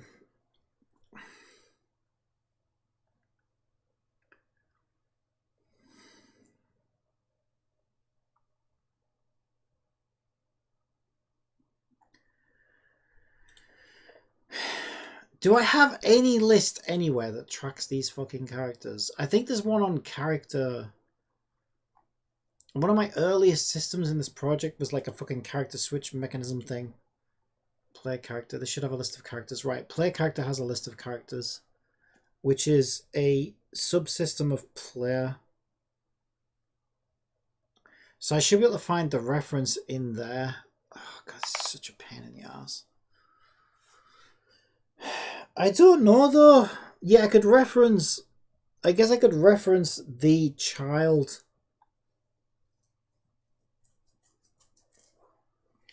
But what type does that take?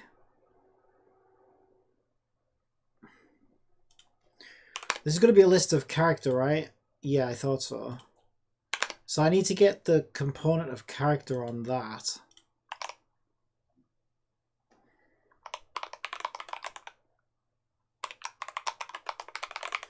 But does that even have character? Because character speaks to a database of characters, which isn't the character models, and then we get to the models by going through the database of character and then getting the dot model component of the database character component. Fucking hell, how am I going to get this?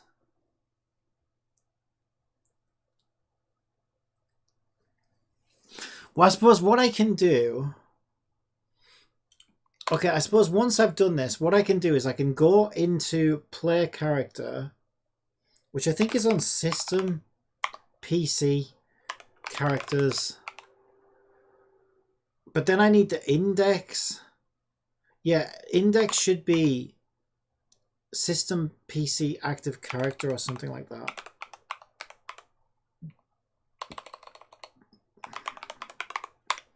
There we go.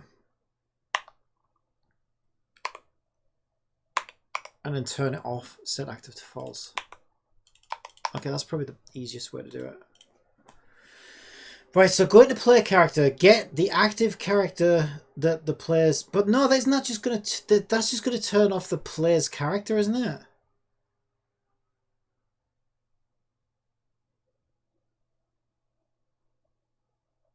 No, I don't think it will, actually.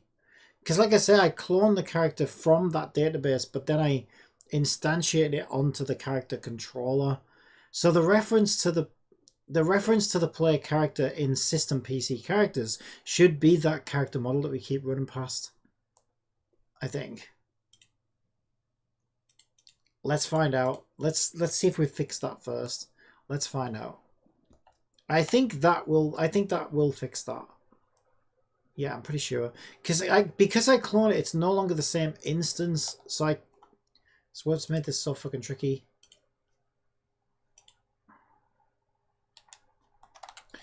Right, so my character was stood near the town hall where all the characters start off on the title screen. Oh, do not trigger that collider. Do not trigger the collider.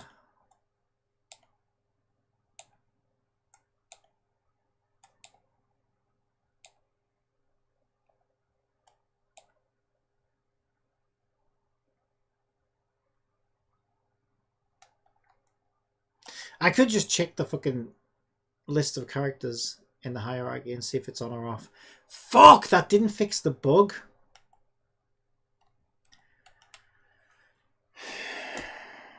God.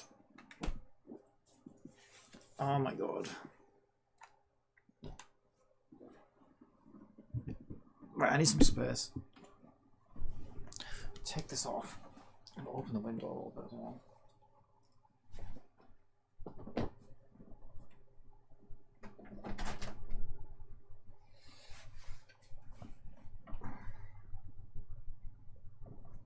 Turn the light on so I can see because it's getting fucking dark.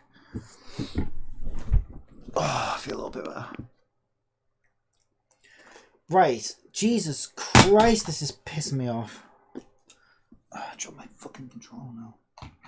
Ugh.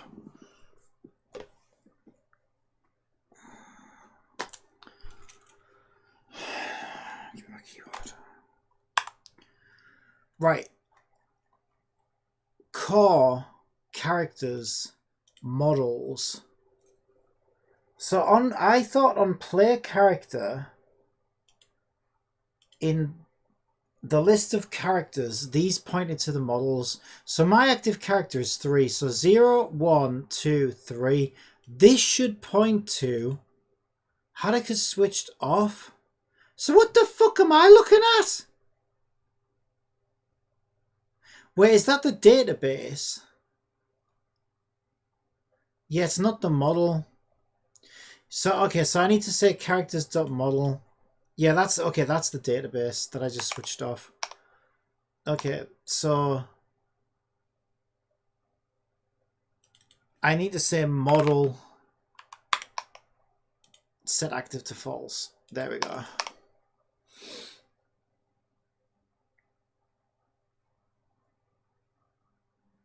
Yeah, because characters are the database characters class, which records information about the characters, and then .model on this class points to the actual character model. It's been a while since I really looked at that because I kind of knew that. It gets confusing.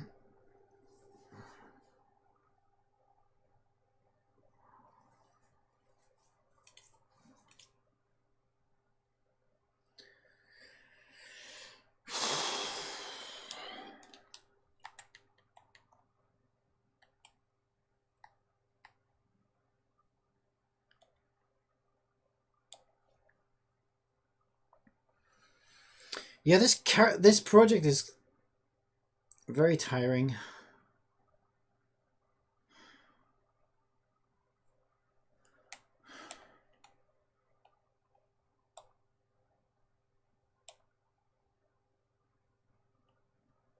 Okay, how can I know if it happened? I can't remember exactly where the character was. I haven't seen it. We can find it.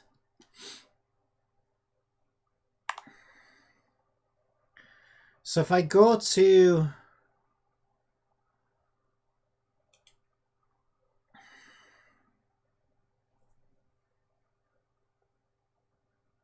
Haruka, there's the character. Yeah, Haruka's switched off. Yep, Haruka's switched off. So she's actually probably around here somewhere, but I don't see her anymore because she's switched off. Great. So we fixed one bug. Great.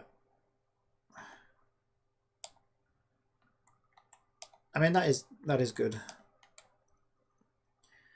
I can't believe I really am my own worst enemy. I can't believe how much fucking harder I made this project for myself by insisting on things that just don't need to be insisted on. But it's because I like to push myself and challenge myself and like I don't know. It's like, okay, can I get X, Y, and Z to work? Yes. Well then let's make the best version of that we can. And it's like, fucking hell yeah, but on top of all the other things you're doing. So like most of my grief in this project comes from, I'll tell you where it comes from. It comes from the fact that I never really thought about saving progression until a little ways into the project, and then I started thinking, I wonder if cloud save works in the web builds, because I'd like to know that for like my big gacha game, right? Because I want to know if I could make that a web game or not. And I didn't think it would, but then it actually did. So then as soon as I realized it did, then it was like, okay, we've got to do this. But and that wouldn't have been as bad if I'd have built the project from the ground up with that in mind, but because that was kind of tacked on, it really isn't meant. There's so many other systems that don't work well with that type of setup. So I'm constantly like patching this, patching that, patching this to get it to work with it. But if I built it from the ground up to work with it, then you know we'd be fine by now.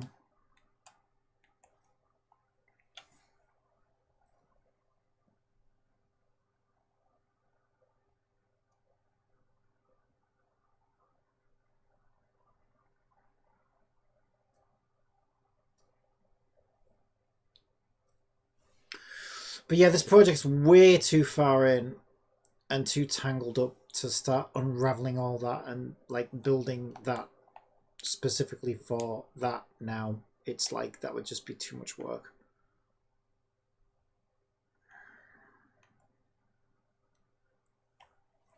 But boy, do I regret it. Okay.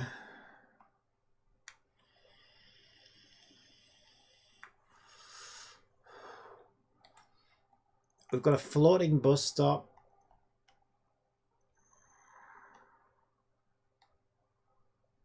Wonderful.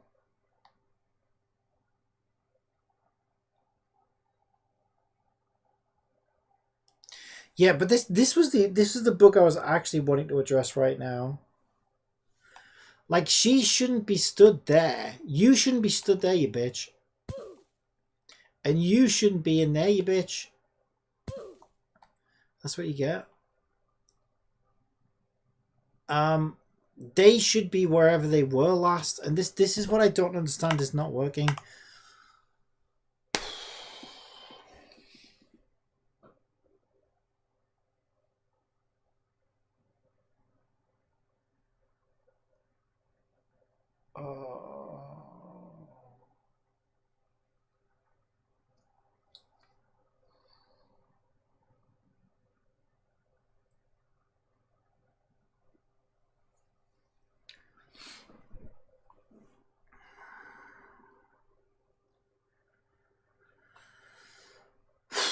And this is another example of what I was just talking about, right? If I'd have built a save system, if I'd have built this game around the idea that it was always going to have a save system and it was going to work with Unity Gaming Services, I would have built it, I would have ingrained it into the progression system. But the progression system does not even remotely work like that. So everything kind of just tries its best to fucking synchronize everything, but it just fails miserably. Right, what character is that? Where am I? Fuck is that? Oh, that's Haruka's model. Right, where's the player?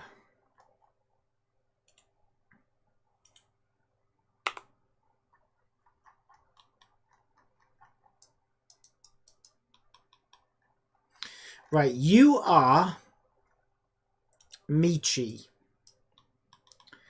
What is your world position right now, Michi? Because that is not where you're supposed to be. Right, your world position is there. Okay. What index do you have in characters?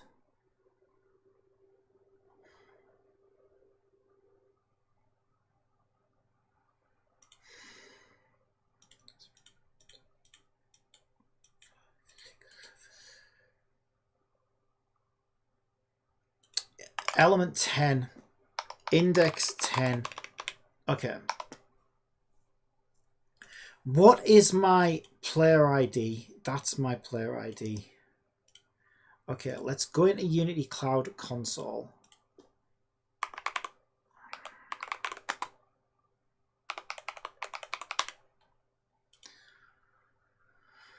I should already be signed in, you little bitch.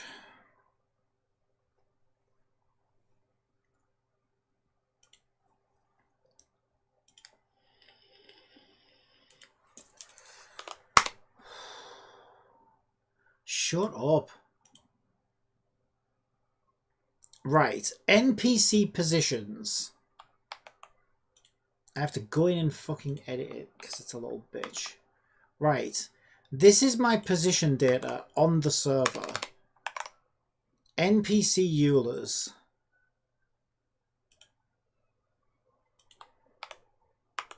This is my Euler data on the server. These are supposed to fix this problem.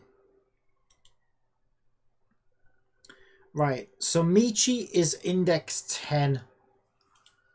So there's index 0. Actually, wait, first things first. Let me find the hashes and replace them with like 6 million hashes just so I can see I can do this easier.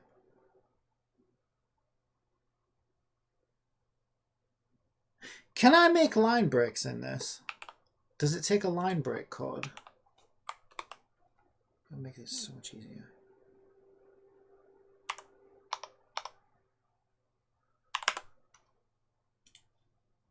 No. Well, that fucking sucks. That really sucks. Okay, whatever.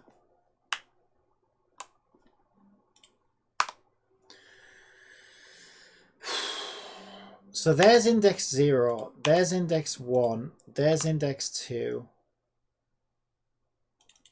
Oh, motherfucker, this is such a fucking pain in the ass. That's not index 2. That's 0, that's 1, that's 2. 2! That's 3. That's 4. That's 5. That's 6. That's 7. That's 8. That's 9. That's 10. So that's Michi right there. So Michi is supposed to be at 6 minus 6.47. 020763. That is not where she is. That is definitely not where she is. Okay, so why... Okay, what does my local data say in key pairs?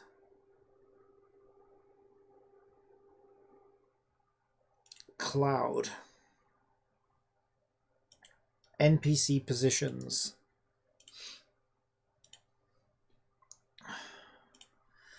My local data...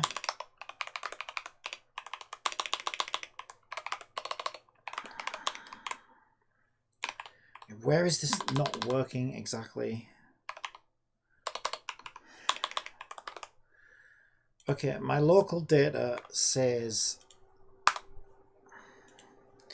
that's 0, that's 1, 2, 3, 4, 5, 6, 7, 8, 9, 10.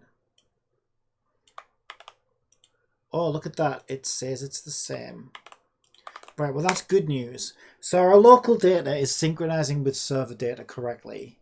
However, the character is not where she's supposed to be. So one of two things is happening. Either local data not applying during state restoration, or state restoration being overwritten by other function. Could well be that, actually. I could believe that it's this if my load function was applying the position.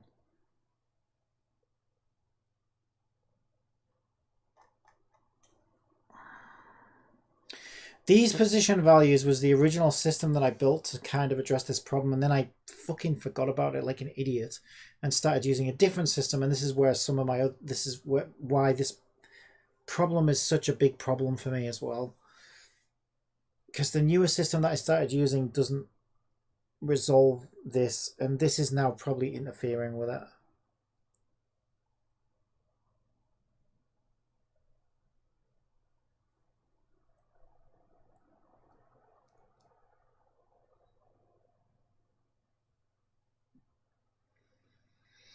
I do wonder if I should just rip out the new system and replace it with all of this original system at this point.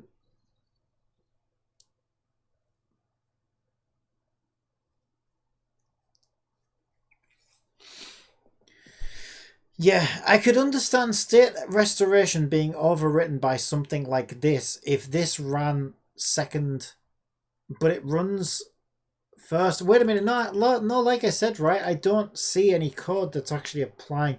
It's actually this one then. See, what happened, right, is this is what happened. I applied this fix to my game, then I renamed my game, rebuilt my library, and everything broke and I couldn't get it back. So I had to restore from an old backup, apply this fix again, and then rename the project again and rebuild the library a different way, and everything worked this time. I think in that process of me reapplying the fix, I missed a part or something. It didn't fully get applied. So I think it's actually this that's happening. Okay.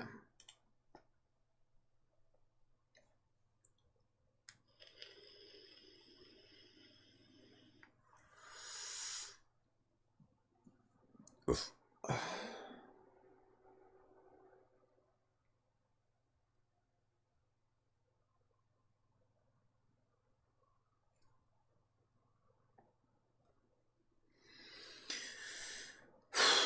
this gives me an opportunity to streamline this code a little bit as well. So you can see that we're doing two manual functions here that's converting a positional array of values into vector 3 values.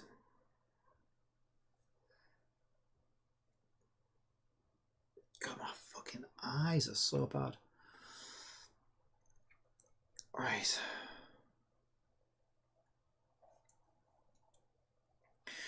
Now we need to do something similar with this data here, right? So now would be my opportunity to create a helper.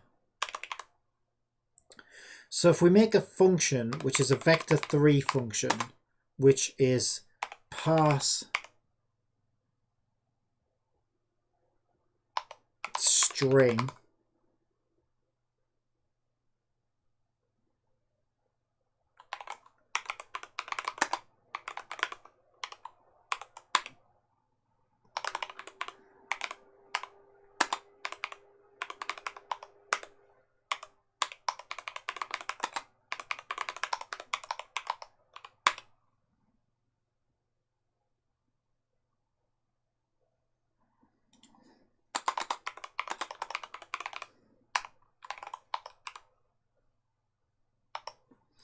okay, so we'll construct a vector 3 and we'll return a vector 3 using a parse string function that returns a type of vector 3. Because that's basically what we're doing here, what we're doing here, and what we need to do with this. Okay, so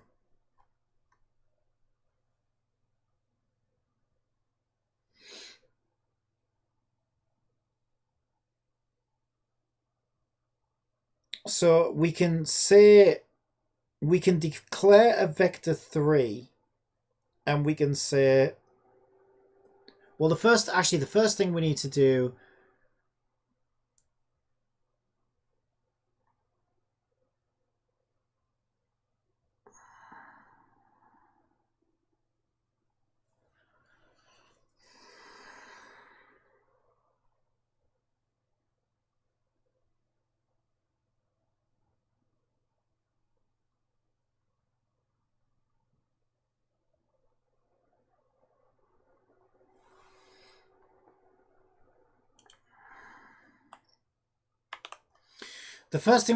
is declare an array.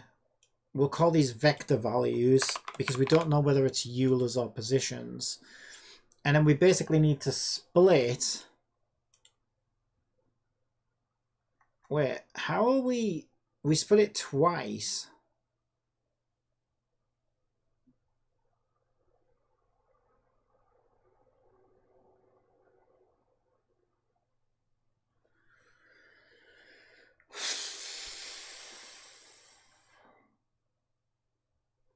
No, it's because, okay, it's because we were using split data. Right, I know what that is. Okay, so we're not using split data because we're just going to do one vector 3 at a time. So we can say input.trim, remove the parenthesis and split out the comma, and this will give us vector 3 values. Then we can go ahead and do this here. So we declare a vector 3, which we already did, which ours is return v. So our return v, we can open that up and say, fuck off.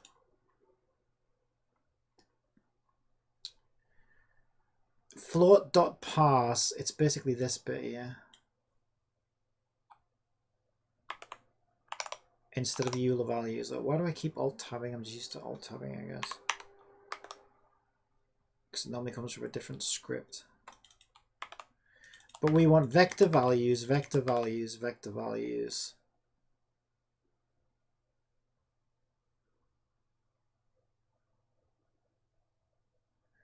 Okay, I guess we can do our declaration here and construct it here as well.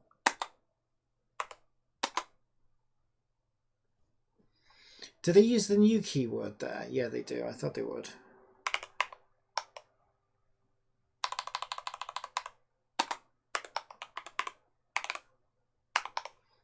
So we don't need that anymore. So vector3 return v equals parse blah blah blah blah blah. Okay, then return v. So there we go. Now we've got a function that parses a string of vector3, splits all the shit, returns the x, y, and z values as a vector3.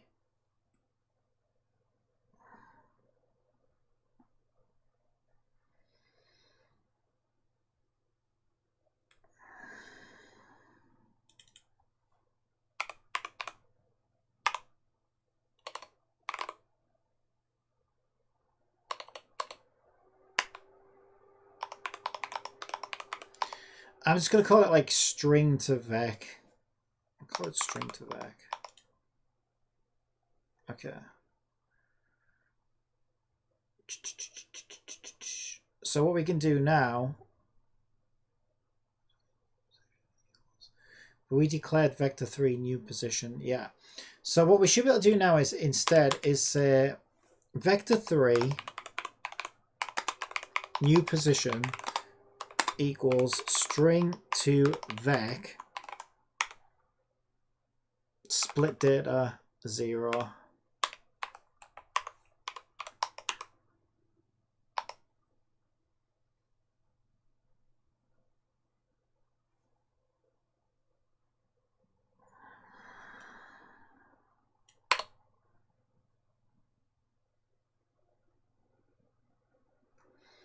Okay, I actually put the word to.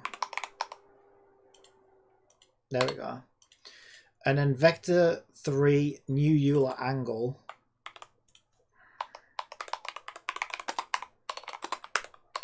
not 33, you little bitch. String to vec. Split data 1, I assume. Yeah. Boom. Look at how much cleaner that is. And now we need to use that function. So let's just test that, make sure everything's still working up to this point. I mean, things are barely fucking working with these systems, to be honest. These are like the patchiest, fuckiest systems I've ever made. Again, it's just because I didn't build it from the ground up to deal with this. So it's like...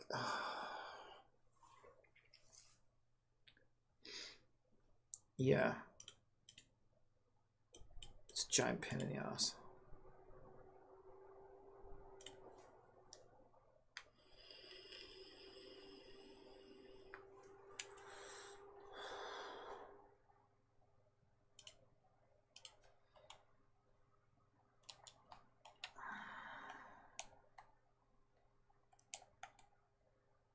Yeah, everything seems the same. We didn't get any like errors in the console or anything. Everything seems fine. We did massively streamline that. Right. So now we need to do something similar with our positional data. This is a giant pain in the ass. Okay. So here's what we need to do.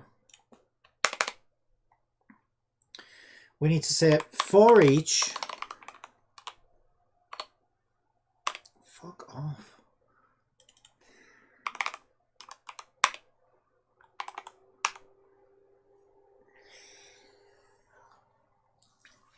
First, we need an int index. And we need to say for each character car in system play character characters. We can't use that because it's a Unity reserved variable name. Right there, we can use a capital C. For each character car in system PC characters, we want to say, we want to set the character's position and their Euler based on whatever data we've got stored in our key val pairs. So our key val pairs, we were using index, now we won't. It's just saying that we haven't used that variable.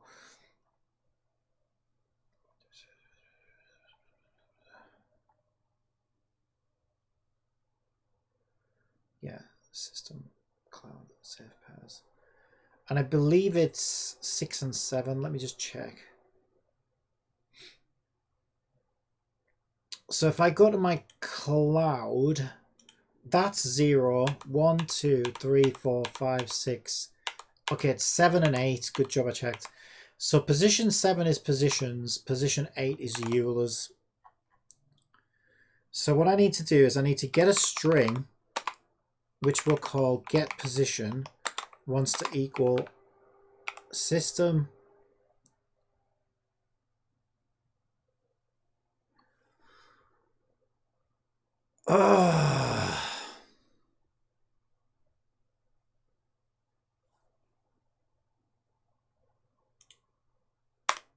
Okay, let's split it before we go into the loop because that makes more sense. Right. So what we need to do is we need to get a string array from our key value pairs. So we need to go to system net. Is it not net? System cloud. I called it cloud. System cloud key pair. Why is this not fucking coming up? Oh, because I'm making a declaration name. Okay, we'll say NPC positions equals system cloud key pairs. Is that right? Key value pairs. It should be save pairs, save pairs. Okay, save pairs at position 6 dot split using a hash delimitation.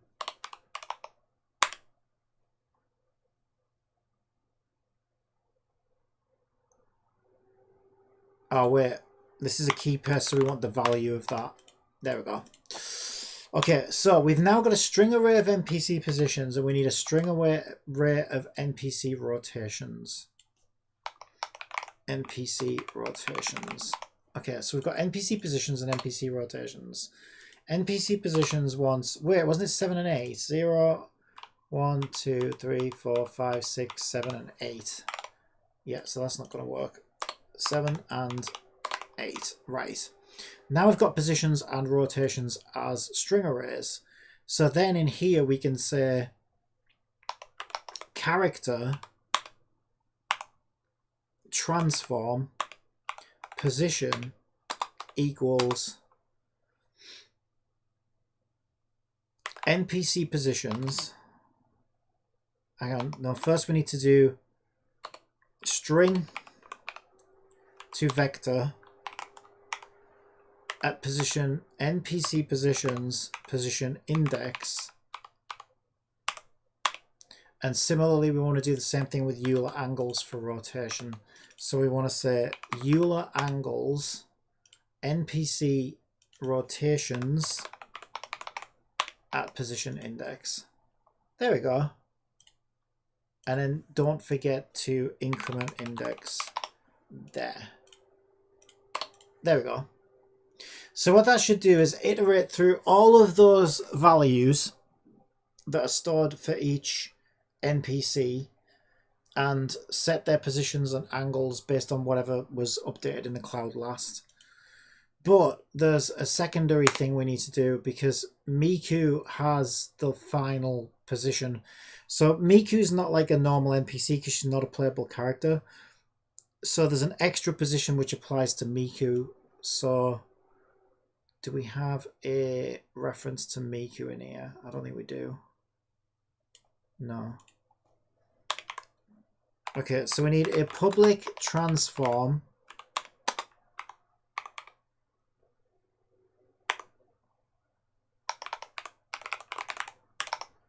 Miku transform which we say, right, so we increment index, right? So our first character, its index is at 0, then it sets it, then this becomes 1. So basically index should be at whatever value it needs to be to get Miku now when we come out of this loop. So we can just say Miku transform.transform.position equals string to vec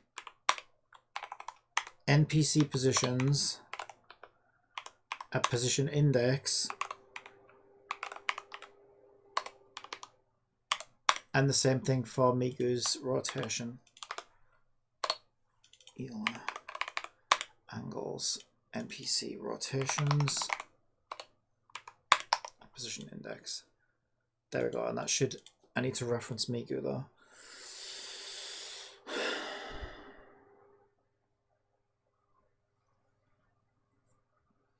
This is on objectives, yeah. Objectives. Okay, Miku transform. Miku should be part of the city scene. There she is. Boop. Okay, let's test that. So now everything should load in the correct position.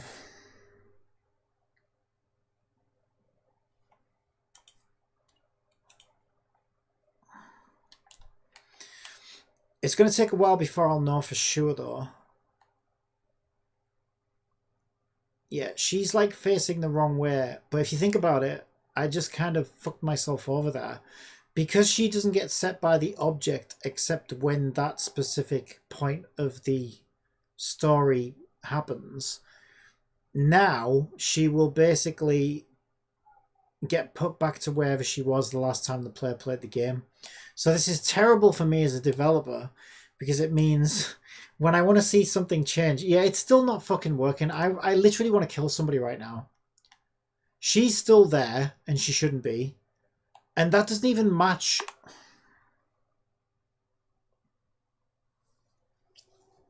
I'm getting so fucking mad. I can't believe how mad I'm getting.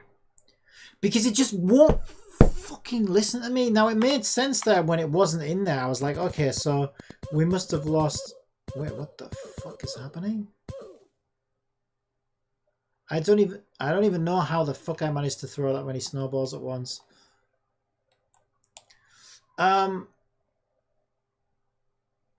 Like, it made more sense when the positional data just wasn't being updated, right?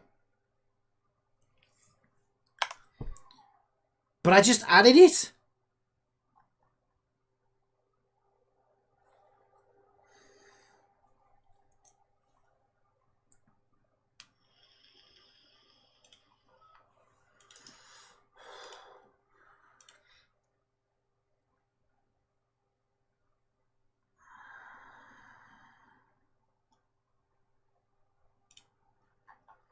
I swear to God, I'm just banging my head against a fucking brick wall.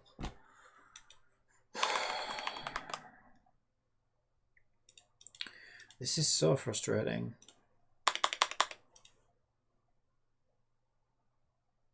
Right, I need to find position 10 again. 0, 1. That's putting it in a really awkward place. 2, 3. 4, 5, 6, 7, 8, 9, 10. Wait a minute, I just realized something. 0 is to the left, not to the right. So 10 will be to the left, not to the right. So the position recorded for her is not what I thought it was. The position recorded for her is that, which is where she is. Oops.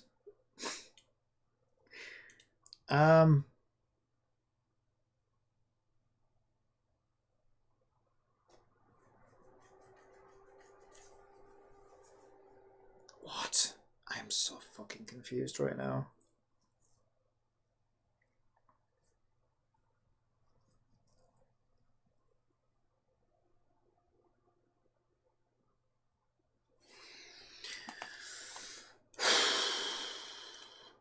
I am so confused. Let me just start a new game on a new account.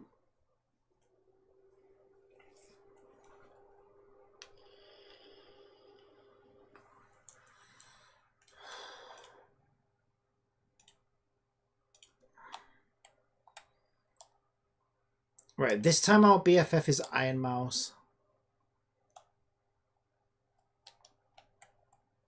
So we'll move the story along until Iron Mouse goes to the town hall. Right, Iron Mouse is in the town hall right now. It said updated position.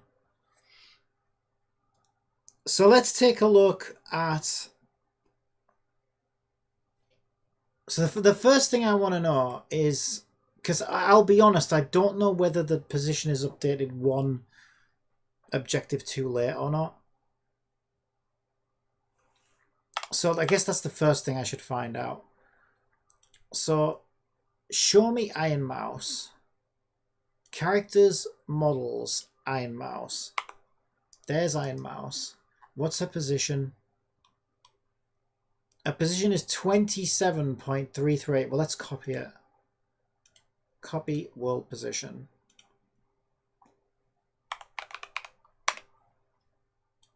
Oh, fucking hell. I will never make a game like this again. Ever. It has its advantages doing everything like massively object oriented like this, but if you want to fucking save and load progress, you are fucked. You are completely fucked. It is such a pain in the ass.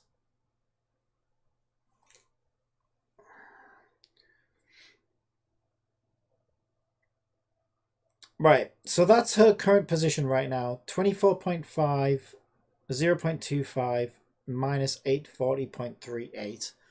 Let me check my player data on the server. There's my player ID. Let's go into player data.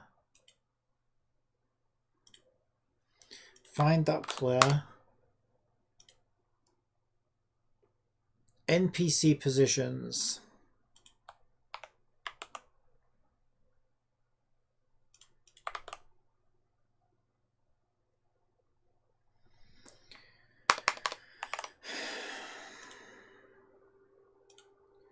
NPC Eulers.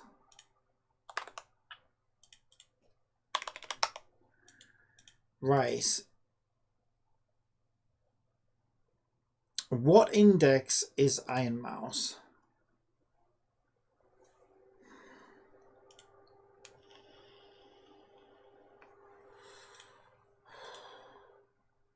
Zero, 1, 2, 3, 4, 5. Iron Mouse is index 5. So get rid of 0. 1, 2, 3, 4. Yeah, that is not her position, is it? So her position recorded on the server is -452. I'm going to guess that that's where she was previously. So the server isn't updating quickly enough for one thing.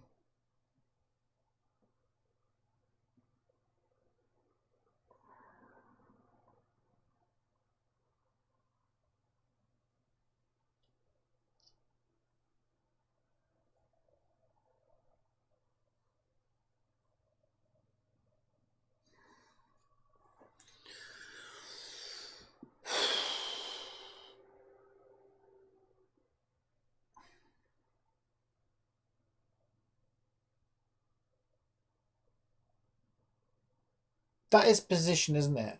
I didn't mix up Euler's. I don't think I did. Pretty sure those are positions. And I put Euler's underneath.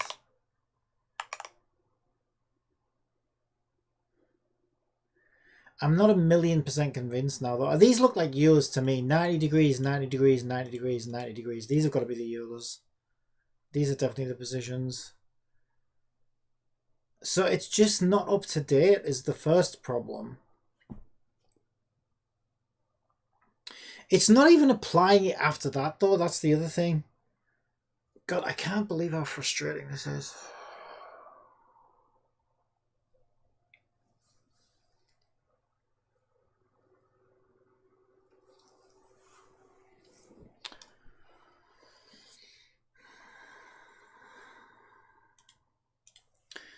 Does it at least update if we go over there and we move it onto the next objective after that? Does it at least update it then?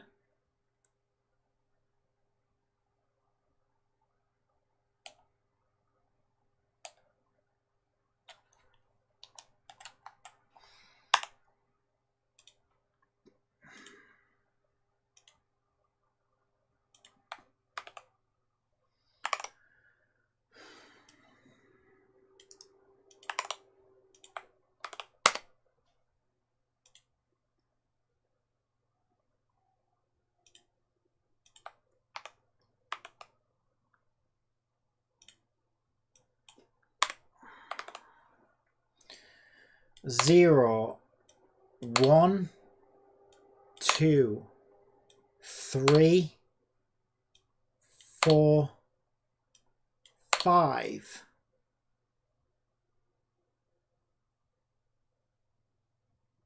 Am I going insane? What, why are they those numbers? Wait, am I looking at local? I could be looking at, no, because I copied world transform, world placement JSON. So I can't chalk this up to being, oh, well, the inspector's showing local positions because it always does. And so there's a discrepancy between what the inspector's showing and what world placement actually is. No, when you copy world transform, these are world placement values.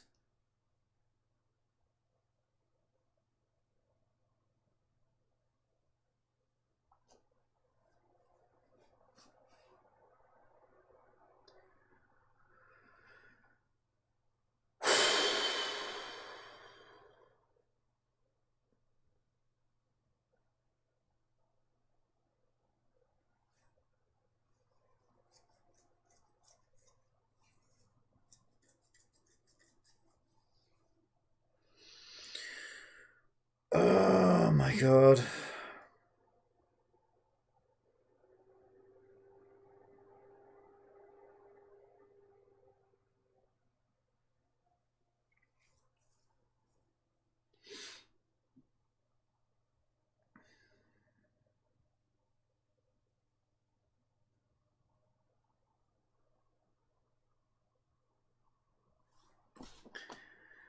I don't even know what's happening. Like, where are those numbers even coming from?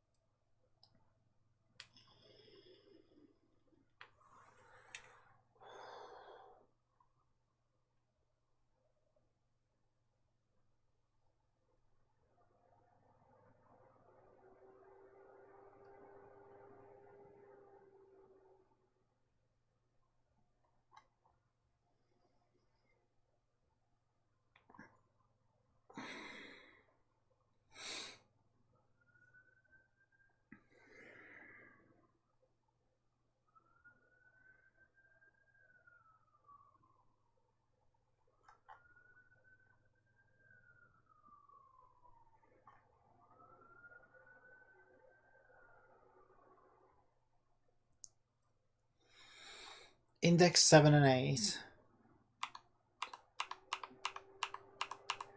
Yeah, 7 and 8.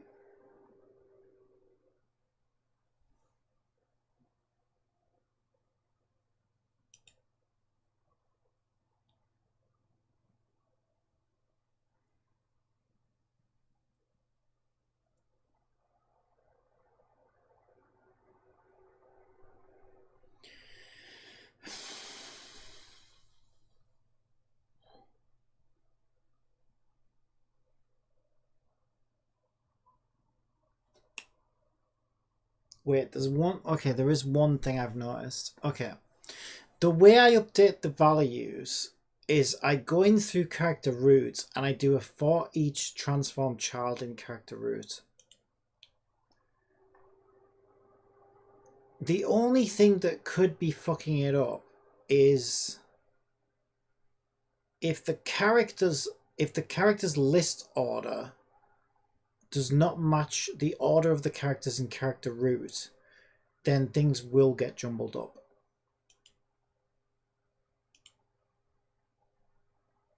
Apricot, Giga, Hajime. Yeah, because I checked this. I made sure they were both in alphabetical order.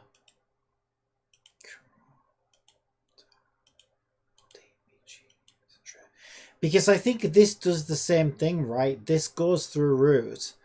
This is why I do things. I'm extra careful about consistency like this. But yeah, that would have fucked it up if that was wrong. But it's not. Even that's correct.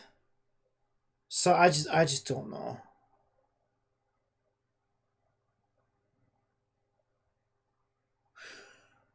Unless wait, no, I was wait, was I saying character?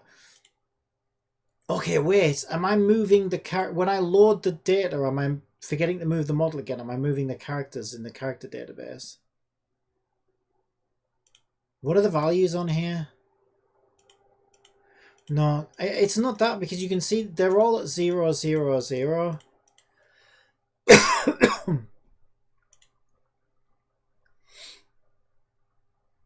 Yeah, they're all at 0, 0, 0.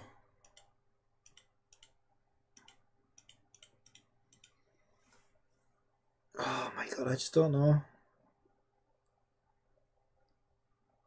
I can't understand why this isn't working.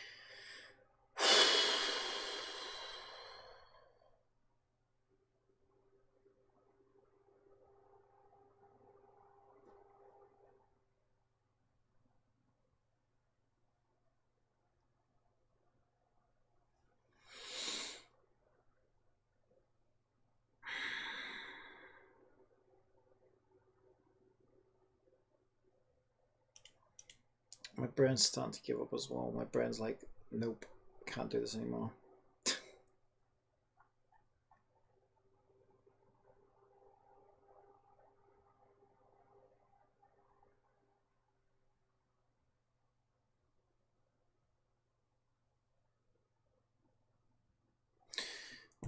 Wait a minute. They do say 0, 0, 0 though. But yeah, hang on. I did say character and not model.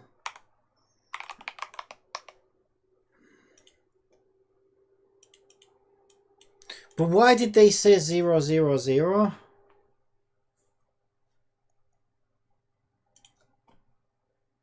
I think I just found the problem. But no, the data isn't lining up anyway though, like, so I don't think this is gonna work. Because like the data... Wait, everyone's here though? Everyone's here?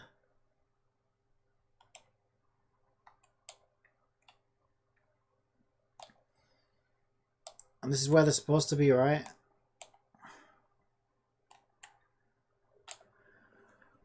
Oh my god, at last. Yeah, I don't know why the data looked wrong. The data looked wrong to me. But like, okay, I finally got it working. Jesus Christ. Okay, yeah, so I got confused by characters again and character.model. I was moving the character database entries and not the actual character models.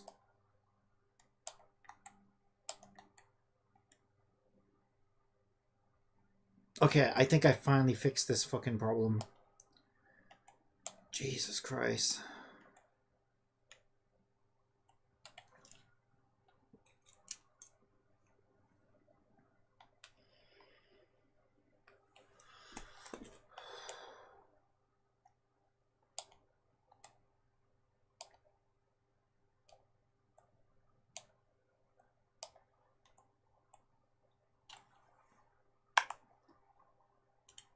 Oh my god.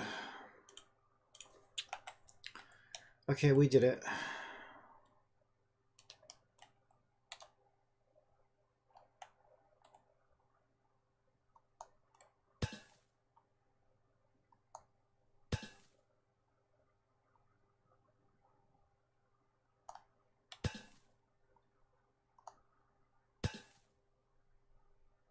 Does look cool. Does look cool.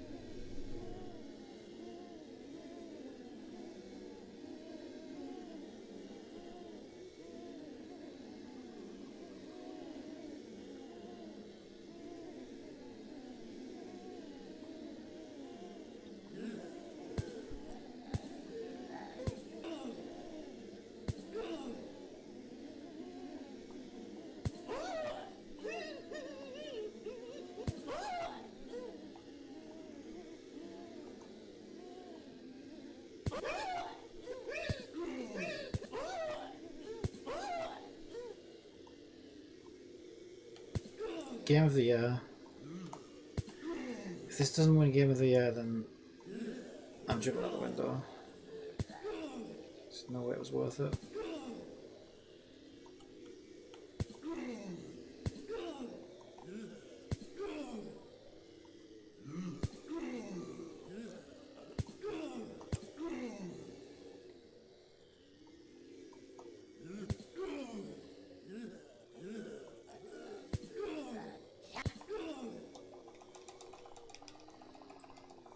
Yeah, that's kind of weird because he already died.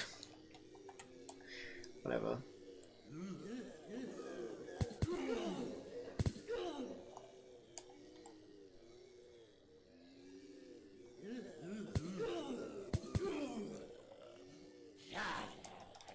I thought I killed him. Maybe not.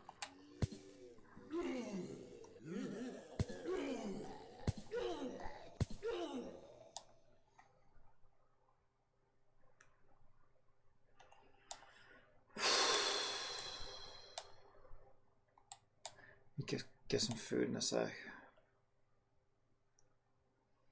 It is coming along, but like, oh my god.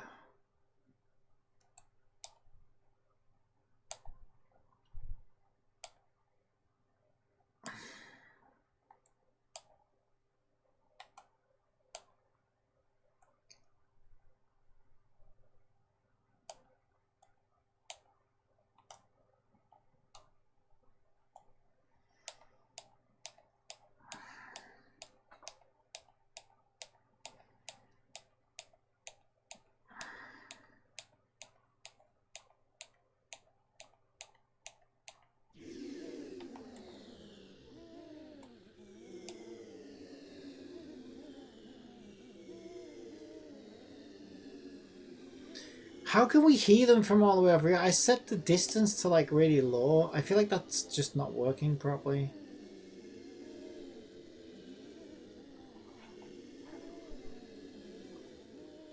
Like to me, it doesn't sound like they're any closer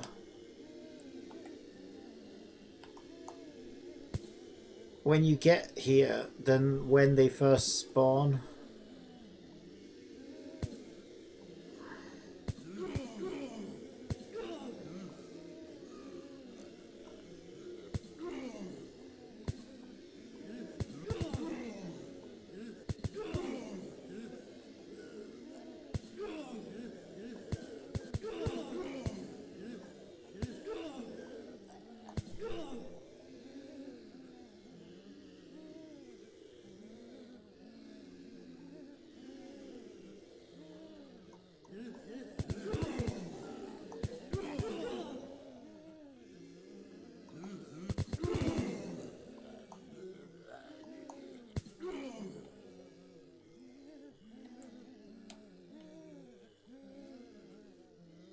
sound effects actually work out quite well, actually. They're not bad. Although I feel like they sound now.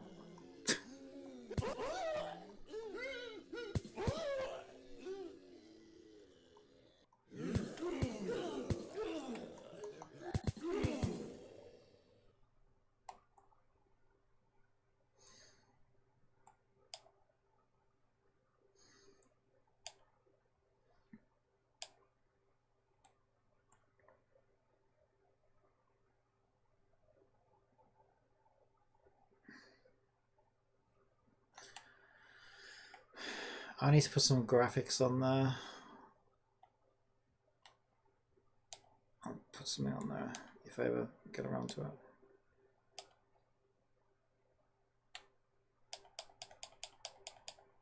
Wait, she's not there again now though. No, there's a major problem with this. It's like she gets moved early or something. I need to check on that. She's not in that second cutscene at all. Oh, for fuck's sake. I swear to God, this like it really does feel like you're just banging your head against a brick wall sometimes when you make these games.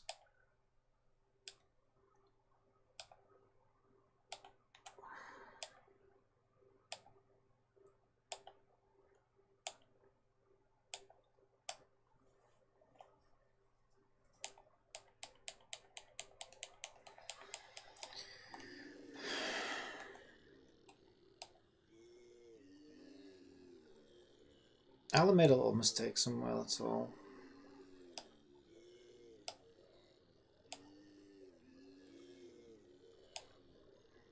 Okay, at least these are working now. And she seems to be facing the right way. Yeah, they're not supposed to be active though. I probably just left them on active, so... Yeah, also they seem to not be able to grab me right now. Which is weird. I almost feel like they got deactivated at the start of the cutscene rather than activated.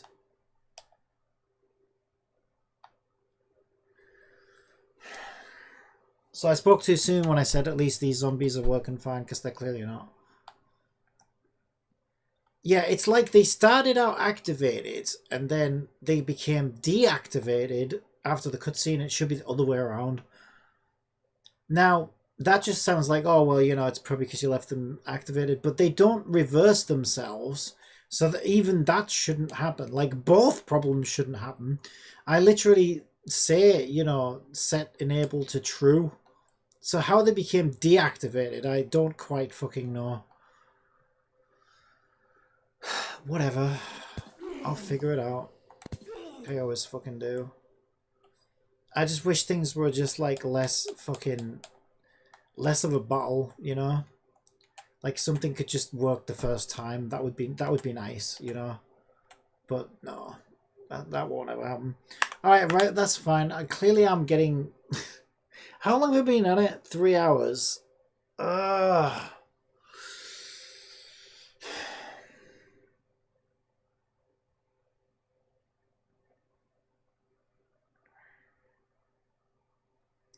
Yeah, today's been like, it's just been one of those, like, everything's been a bitch. I mean, not everything, but most things. The purple zombie thing went a lot smoother than it could have. Like, that went quite smooth, actually. Introducing a second zombie type, and then all that seemed to fit into place quite nicely and worked quite easily. It's like old things that just keep fucking cropping up now. Just super annoying. Oh, God, I'll get there. I'll get there. I need some food, though. So I will end the stream here for today. I'll work on this off stream.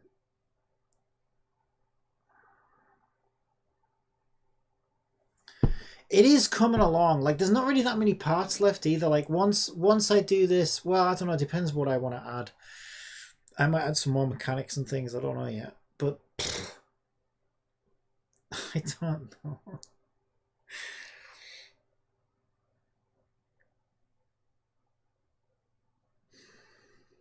Today feels like one of those days where this feels like one of these situations where I think what it is I'm starting to get burnt out on this project. But because like I want to submit it to the Unity web thing, like I'm really pushing myself to get it done. But I am not having fun, not even close. It's fucking horrendous. but I want to get it done, right? So like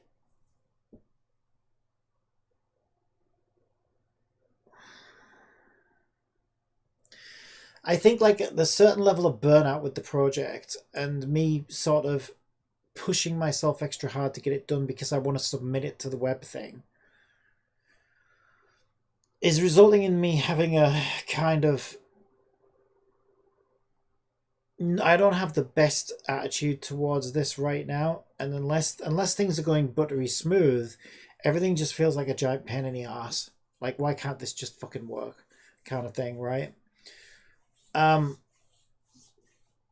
but I have a feeling that like once I've kind of gotten over the burnout from it, and then I go back and look at it, I'll be like, oh my god, that's so good. Like I have a feeling like this is going to be one of these things that feels bitter now. At least I hope so. Like I'm hoping it's just going to feel bitter over the next few days as I finish the project, and then I take a couple of weeks off from it, and then when I go back to that project, I'm like, holy fucking shit, that's awesome. You know what I mean? And like, and then it feels like it was all worth it. But I don't think it could possibly feel worth it right now whilst I'm in the middle of it. Like I feel like by the time I feel like the thing's ready to submit or whatever, I think I'm just going to be so sick of the sight of it that I'm just going to be like, okay, thank fucking god, we're done with it. But then I also feel like after a week or two of just getting over that burnout kind of thing, like once I get over the burnout from it and then I go and look at it again in the future, I feel like I'll be like, oh my god, you know, I'm so glad I sort of persevered with it towards the end because like this is so cool. It's just hard to really feel positive about that much right now because it's just buried in problems. It's just like drowning in problems and solve one problem cause 23 new problems, solve those problems cause 46 new problems. It's not that bad, but you know what I mean, it's a bit like that. It's just like, oh my god, can we just get, why isn't this working yet? Kind of thing.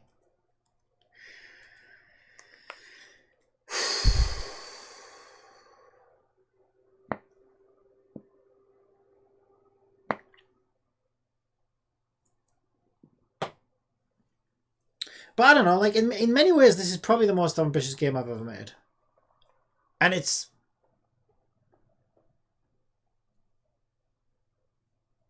decent, right? Like even my worst view of the game, like this is good, this is decent. I can feel good about this game, I think. It's just a bitch to get through it all, right? Like towards the end here now, and like all these extra problems that keep popping up. It's just a bitch.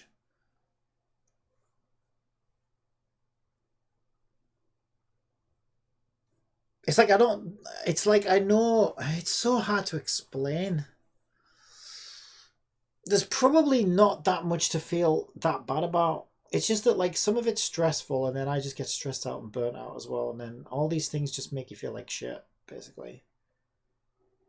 So it's hard to feel good amongst all that. Like I wish I could just be Mr. Chill and Mr. Cool and just like you know take everything in my stride. But I've never really been like that. Rather than let myself get stressed out so much over everything. But it is stressful. But I wish it wasn't. I wish I could just be so chill with it and just take it in a stride and enjoy the process and just chill. But I don't know. I'm the burnout and the frustration and all the rest of it just kind of stacks, and it's it's hard to feel good about most of it when all that weighs me down. I can't imagine how stressful this would be, like working in the industry. Like this is just me, like doing this as a hobby, but like I can't imagine like people like screaming at you because there's a deadline due, and like you know like money's at stake, and you know big there are big stakes involved. Like holy shit, this is stressful enough.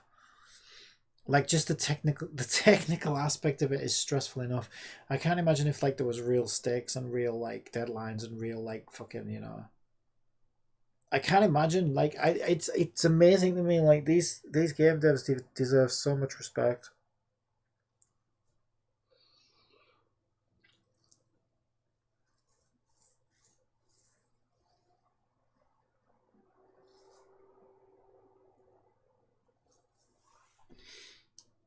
Yeah, I don't know if I could handle it.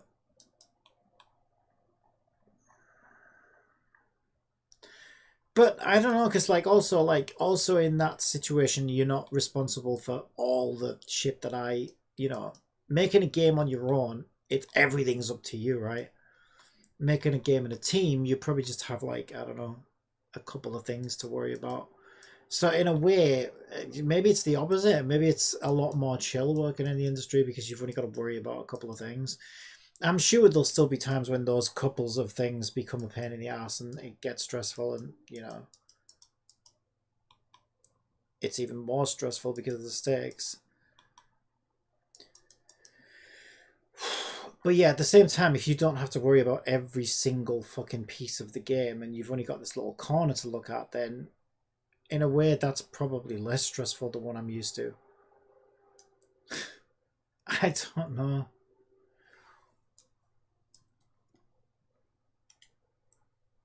I don't know.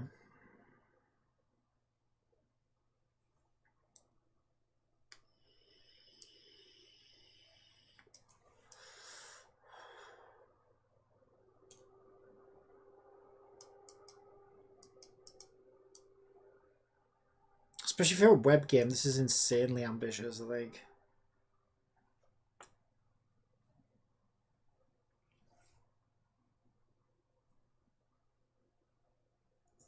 Alright, I gotta leave it there. Bye.